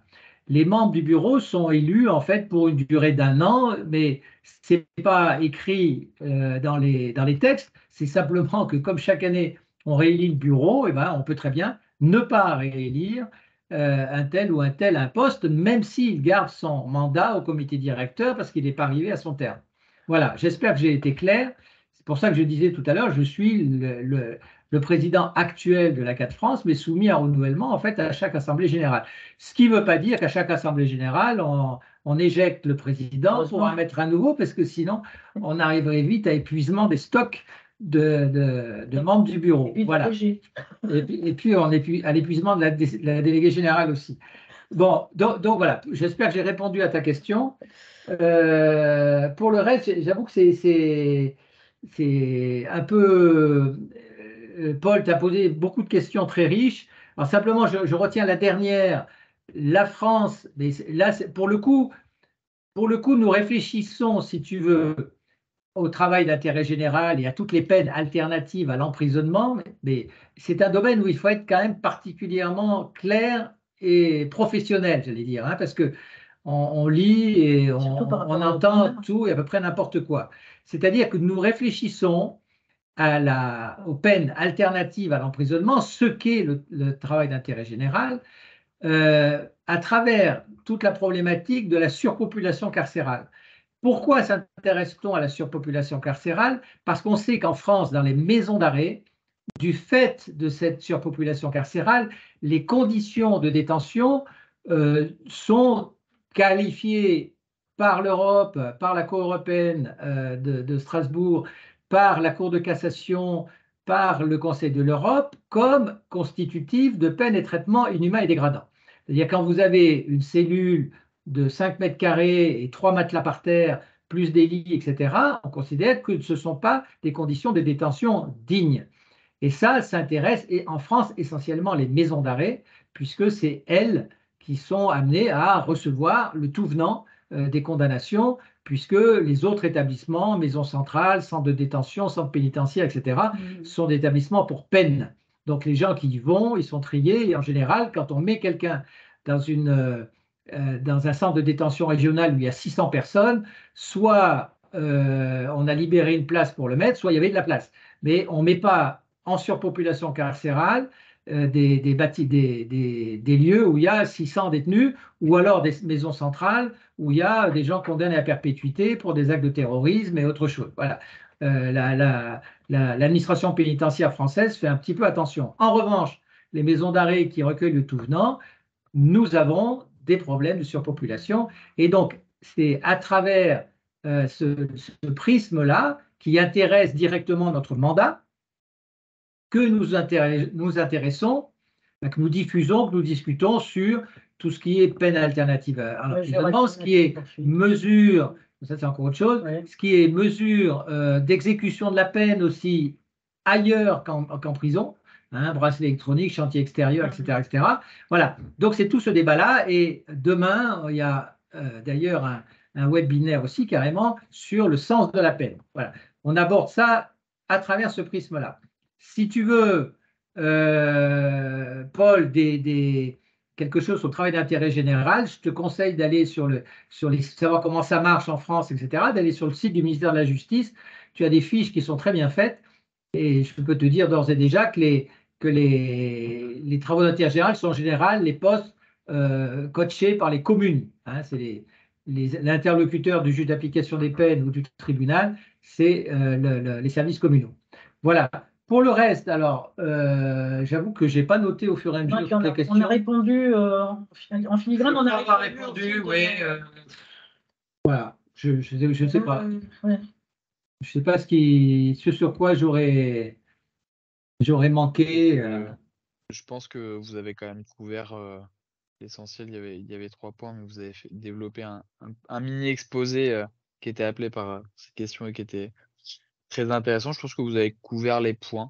À mon sens, je laisse Paul si jamais il y a quelque chose qui est passé à travers les mailles du filet. Et je croyais tout à l'heure que Xavier levait la main. Pas sûr, peut-être pour une ultime question avant d'achever ce beau et long café à 4. Excusez-moi, mais c'est relativement à la situation au Moyen-Orient. Est-ce qu'il y a des enquêteurs de l'A4 France sur le terrain actuellement? Alors là-dessus, Paul, clairement, nous n'avons pas d'enquêteurs sur place. Nous n'avons pas la force de frappe d'Amnesty International. Nous n'avons pas d'enquêteurs nulle part. Hein. Notre action est essentiellement dans le cadre de partenariats. Alors, on a des partenariats très anciens avec des associations palestiniennes et des associations israéliennes qui travaillent avec des Palestiniens. Je veux dire, c'est sûr que nos interlocuteurs, ce n'est pas l'extrême droite israélienne, mais ce n'est pas le Hamas non plus. Je veux dire, voilà. Donc, nos interlocuteurs sur place, ce sont des organisations de défense des droits de l'homme israéliennes la plupart du temps, mais aussi palestiniennes, et qui, dans tous les cas, travaillent ensemble. Hein, voilà. Et donc, avec qui permettent de croiser les informations sur le nombre de détenus, sur la façon dont ça se passe, etc. Mais sur Gaza, on n'a pas plus de renseignements que ce que tu peux lire dans Haaretz ou ce que tu peux entendre à la télévision ou à la radio sur les journalistes qui arrivent à avoir des informations sur ce qui se passe à l'intérieur via Internet, quand ça marche, ou par d'autres biais. Et ce qu'on peut rajouter sur cette question, Paul, c'est que on n'a pas attendu qu'il y ait le 7 octobre pour tout d'un coup s'intéresser à la zone. C'est-à-dire ça fait quand même pas mal d'années qu'on travaille notamment par le biais des ventes d'armes qui transitent vers le Yémen à travers la coalition et l'Arabie saoudite, mais aussi l'utilisation par Israël et par des groupes armés, certains groupes armés palestiniens, d'armes françaises. Et c'est à ce titre qu'en tant qu'ONG française, la France ayant ratifié et signé le TCA, le traité sur le commerce des armes, que nous agissons sur la Palestine et que nous agissons sur Israël. Et là, on est en contact, comme l'a dit Yves, avec des ONG locales, mais dont on sait, mais c'est sur les années, c'est-à-dire qu'on ne peut pas s'engager avec une ONG comme ça qui passe et qui nous tend la main sans avoir une surveillance, une vigilance, un sourcing, etc. Et on a des victimes aussi qui sont à Gaza, qu'on suit depuis... oui, ça fait quand même pas mal d'années qu'on suit des victimes palestiniennes. Donc en fait, c'est pas nouveau, on ne se décrète pas comme ça spécialiste d'un certain nombre de zones du jour au lendemain parce qu'il y a un conflit qui explose. Et d'autre part, c'est toujours des partenariats qui se forment et qui sont actifs sur des questions qui relèvent de notre mandat et qui sont légitimes pour une ONG française de se saisir. Voilà. Donc, il n'y a pas...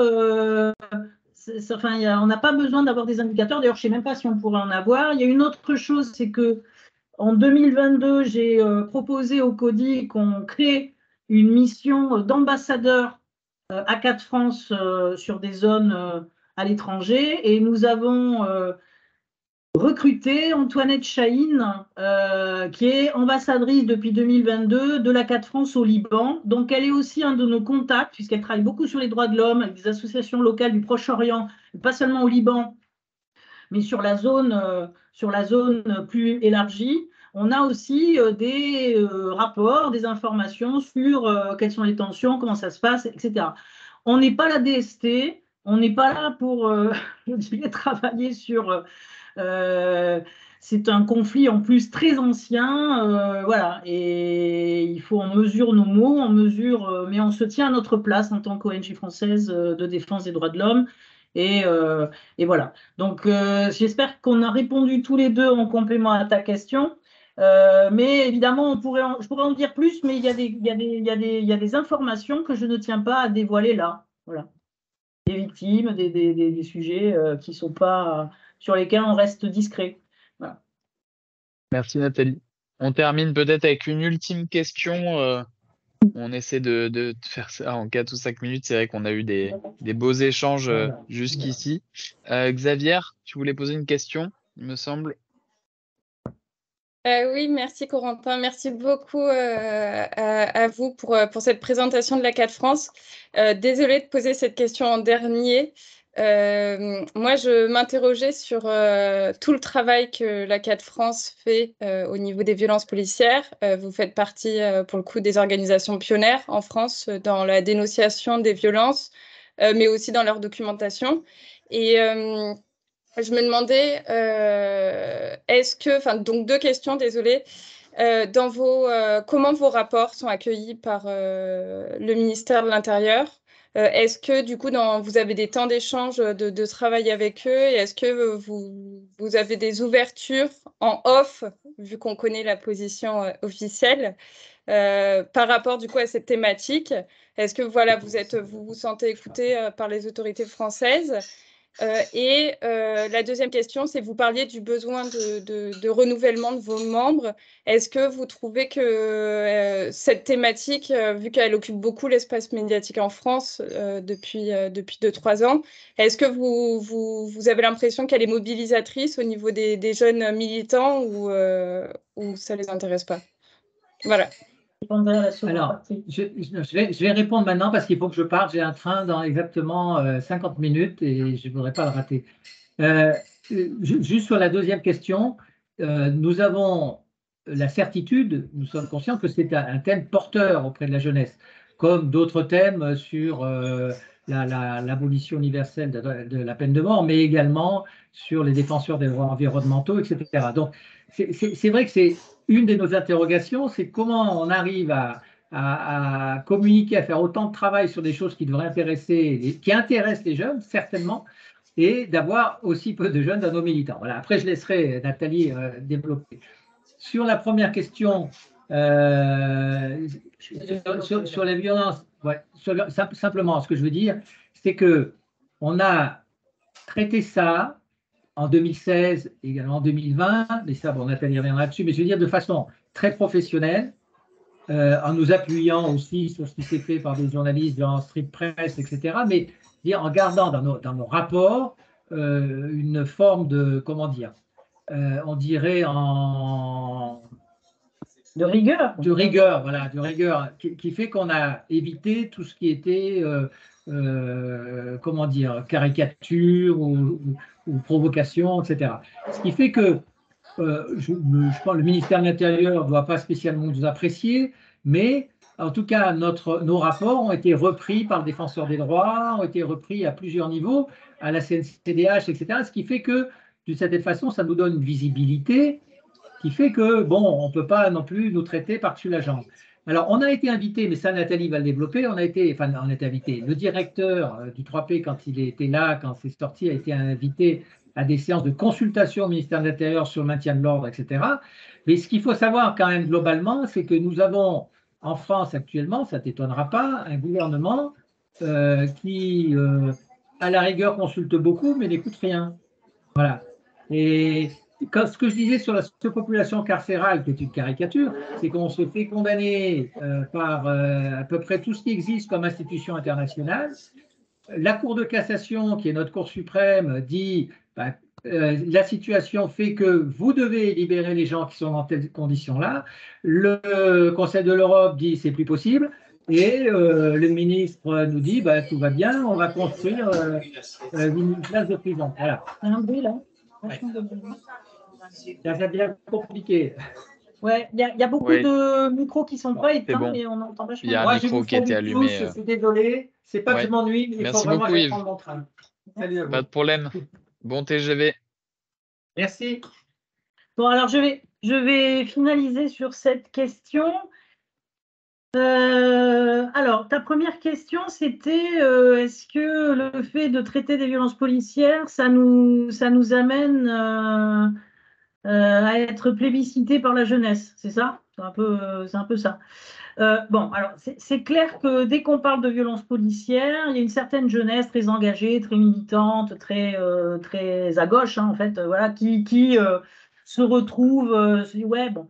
Ce qu'il y a, c'est que dans le dernier rapport qu'on a fait en 2020, on s'est attaché à ne pas tomber, parce qu'on a aussi des militants qui n'ont pas trop apprécié qu'il y ait les gentils manifestants et les tueurs policiers qui soient stigmatisés comme ça de manière globale. Et donc, on a eu à cœur avec la directrice du plaidoyer qui était là à l'époque, toutes les deux, de dire à la responsable de programme qui était chargée de mener l'enquête, de faire le rapport, etc., de s'attacher à travailler et analyser la doctrine du maintien de l'ordre française. Et donc, d'attaquer le patron plutôt que ses salariés, en gros. C'est dire, c'est vous qui recrutez les policiers, c'est vous qui les armez, c'est vous qui les formez, c'est vous qui leur donnez des ordres, c'est vous qui êtes négligents en leur laissant pas porter leur RIO. Et on a gagné devant la justice, donc c'est imposé au ministère de l'Intérieur qu'il fasse poser le RIO aux policiers en grand comme ça. Donc en fait, comme quoi on arrive à obtenir des résultats, mais en restant, quand on a fait ce rapport, on a entendu des syndicats de policiers, on a entendu des victimes, on a entendu des responsables, je dirais, à un haut niveau ministériel, etc. Je ne crois pas que le ministère le ministère de l'Intérieur nous en veuille, puisqu'il reconduit chaque année notre reconnaissance d'utilité publique. Donc, je pense qu'ils ne nous en veulent pas à ce point, quoi. Voilà. Puis en même temps, la CAT, je dirais que... Enfin, oui, le rapport a un impact, mais c'est pas comme si on était 4000 salariés à travers le monde avec un impact. Voilà, ça fait du bruit, mais pas au point de déclencher une révolution auprès de la jeunesse. Donc, en fait, on s'est attaché à être juste sur les faits et de qualifier les faits en fonction du droit international, des droits de l'homme, parce qu'on part du principe que quand les violences policières deviennent impunies, restent impunies, qu'il n'y a pas de reconnaissance pour les victimes, de justice pour les victimes, et que là aussi c'est systémique, on part du principe que c'est notre rôle de venir rappeler à l'État quelles sont ses responsabilités. Et effectivement, on se base sur un certain nombre de textes internationaux et on se base sur la doctrine du maintien de l'ordre que l'État a à charge de mettre en marche, quoi. Voilà. Donc, voilà pour répondre à ta question sur la jeunesse. Alors après, la jeunesse. Je vais revenir sur ce que j'ai dit tout à l'heure. Je pense que la jeunesse, elle est submergée d'informations qui sont absolument alarmantes, déprimante, aberrante, qu'elle est, je pense, en difficulté de se canaliser sur une action, de faire un focus sur un engagement, sur une cause particulière. C'est vrai que les violences policières, ça heurte parce qu'il y a les images, parce qu'il y a les réseaux sociaux, mais arrêter quelqu'un dans la rue, je ne vois pas des flics fous furieux qui tabassent un mec qui est déjà à plat ventre, enfin qui est complètement hors la loi et qui devrait être sorti de la police. Mais je veux dire, quand on filme quelqu'un en train de se faire arrêter, moi j'ai travaillé pour la justice pendant 5 ans sur les mesures alternatives aux poursuites dans des maisons de justice et du droit, etc., auprès du procureur et tout ça. Donc, c'est quelque chose que j'ai approché de près pendant plusieurs années. C'est violent d'arrêter quelqu'un. On lui dit rarement, monsieur, pouvez-vous vous mettre à genoux, mettre les mains derrière le dos, on va vous mettre des menottes. Donc, le geste même d'arrêter quelqu'un qui est en délinquance ou qui est contrevenant, c'est violent. Voilà. Et du coup, ça heurte parce que là, maintenant, il y a des images. Moi, quand j'étais étudiante, on n'avait pas toutes ces images. On était dans les manifs et c'est nous qui constations directement dans les manifs. Mais là, pour certains jeunes qui manifestent jamais, ils voient des images et du coup, ça cristallise. Donc, notre rôle, c'est d'apporter je dirais, de la juste mesure et de faire porter les responsabilités à l'État et pas aux personnes qui sont, je dirais, dans ce corps des forces de l'ordre et qu'on ne peut pas juger pleinement à la base de ceux qui sont des voyous, quoi, dans cette corporation voilà, que n'arrive pas à tenir correctement l'État, quoi. Voilà. Donc, je ne sais pas si j'ai répondu à ta question, mais en tout cas, on s'est attaché à entendre le plus de personnes possible, à ne pas se dire on n'entend pas cela, on n'entend pas cela, on entend plutôt cela. Et là, j'ai reçu, il n'y a pas plus tard qu'il y a 3 jours, une invitation à intervenir auprès de la commission des lois du Sénat sur une table ronde, enfin une audition concernant les émeutiers. Voilà, les émeutes qu'il y a eu il y a quelques... Le temps passe tellement vite que j'arrive même plus à donner la date, il y a 2 mois, quelque chose comme ça. Donc mais c'est sur la base du travail qu'on a fait, du rapport qu'on a fait, qu'on a été invité. Voilà. Donc et ça intéresse, oui, ça intéresse la jeunesse, mais pour autant, est-ce qu'elle va adhérer, militer, s'engager? Voilà. Merci beaucoup. Non, mais c'est quand même un vaste sujet.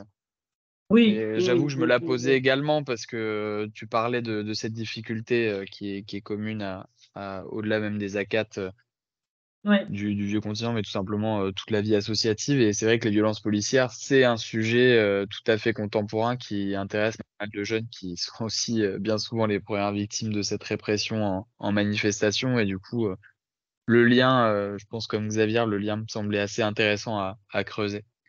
Disons que quand on intervient dans des conférences sur ce sujet, on indique, et ça je pense que c'est quand même le rôle et c'est le devoir de toute ONG qui défend les droits de l'homme et la démocratie, et voilà, c'est de dire qu'il n'y a pas d'état de droit sans police.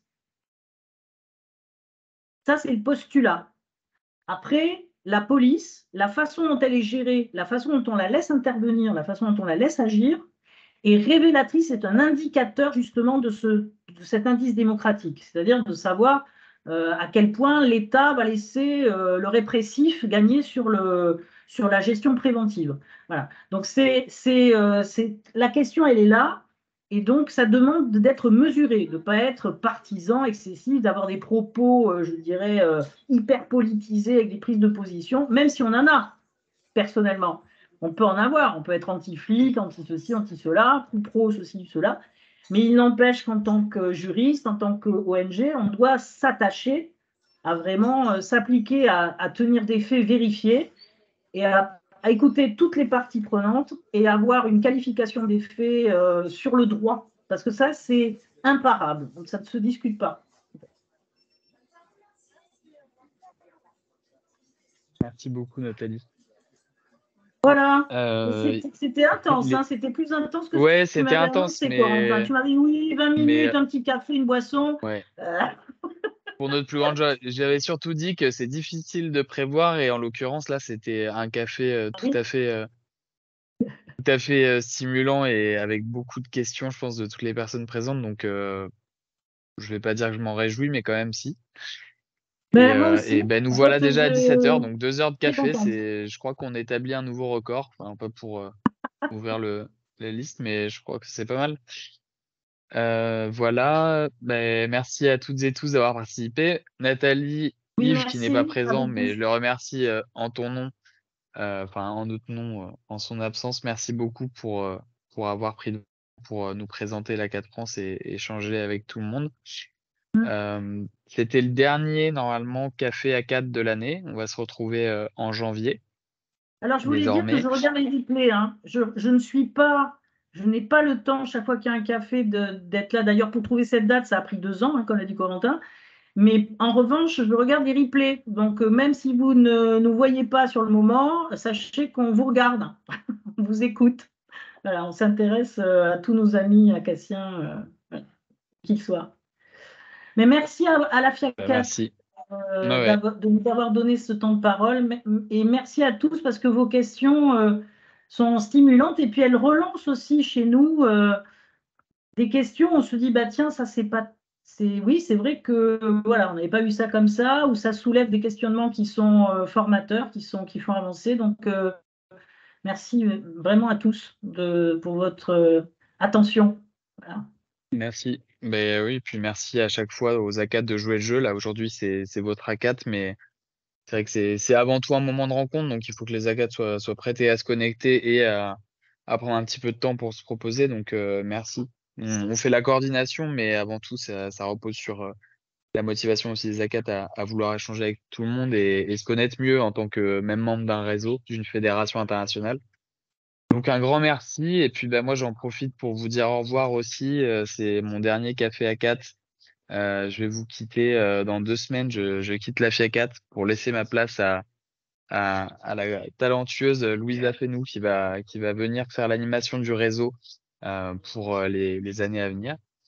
Donc voilà, merci beaucoup. C'était un immense plaisir pour moi de travailler avec vous, que ce soit sur l'animation réseau ou sur d'autres actions à travers les programmes, d'avoir fait votre connaissance, de vous avoir tous et toutes rencontrés et être inspirés par vos parcours respectifs et appris à vos côtés. Voilà, ça restera des superbes années pour moi. Je vous en remercie du fond du cœur et puis je vous dis à très bientôt. Je laisse peut-être un petit mot puisque c'est le dernier café à 4 de l'année. Je laisse peut-être un petit mot à Paul, notre président, pour conclure ce café et nous quitter. Merci, Paul, la parole est à toi. Corentin. Merci, Corentin. Voilà, c'est le dernier café A4 de l'année 2023. Mais c'est malheureusement le dernier café A4 de Corentin qui nous quitte en tant que salarié de la FIACAT, mais qui reste sympathisant et certainement militant d'une A4, qu'il pourra aussi créer si l'envie lui tient en Argentine. Voilà. Alors, en train de me donner du travail pour les mois à venir, Paul. Merci. Alors, et puis merci à l'ACAT France, merci à Nathalie et à Yves Roland. C'est assez symbolique parce qu'on termine l'année par la première ACAT qui a été créée et qui va fêter bientôt ses 50 ans. Voilà. Donc, à tous et à toutes, en tout cas, souhaitons longue vie à cet espace d'échange qui est le café, que Corentin a initié comme premier animateur et que maintenant, c'est une autre Nathalie, n'est-ce pas, qui va poursuivre. Non, ou bien comment est-ce qu'elle s'appelle là? Louisa. Ah, Louisa. C'est une ancienne de l'ACAT France. Ah, voilà. Donc, c'est peut-être le changement dans la continuité. Et donc, bonne soirée à tous et à très, très, très bientôt.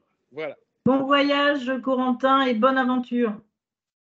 Merci beaucoup. Bonne fête de fin d'année à tous aussi. À bientôt, tout le monde. Longue vie et santé à tous. Au revoir tout le monde, merci. Au revoir. Merci.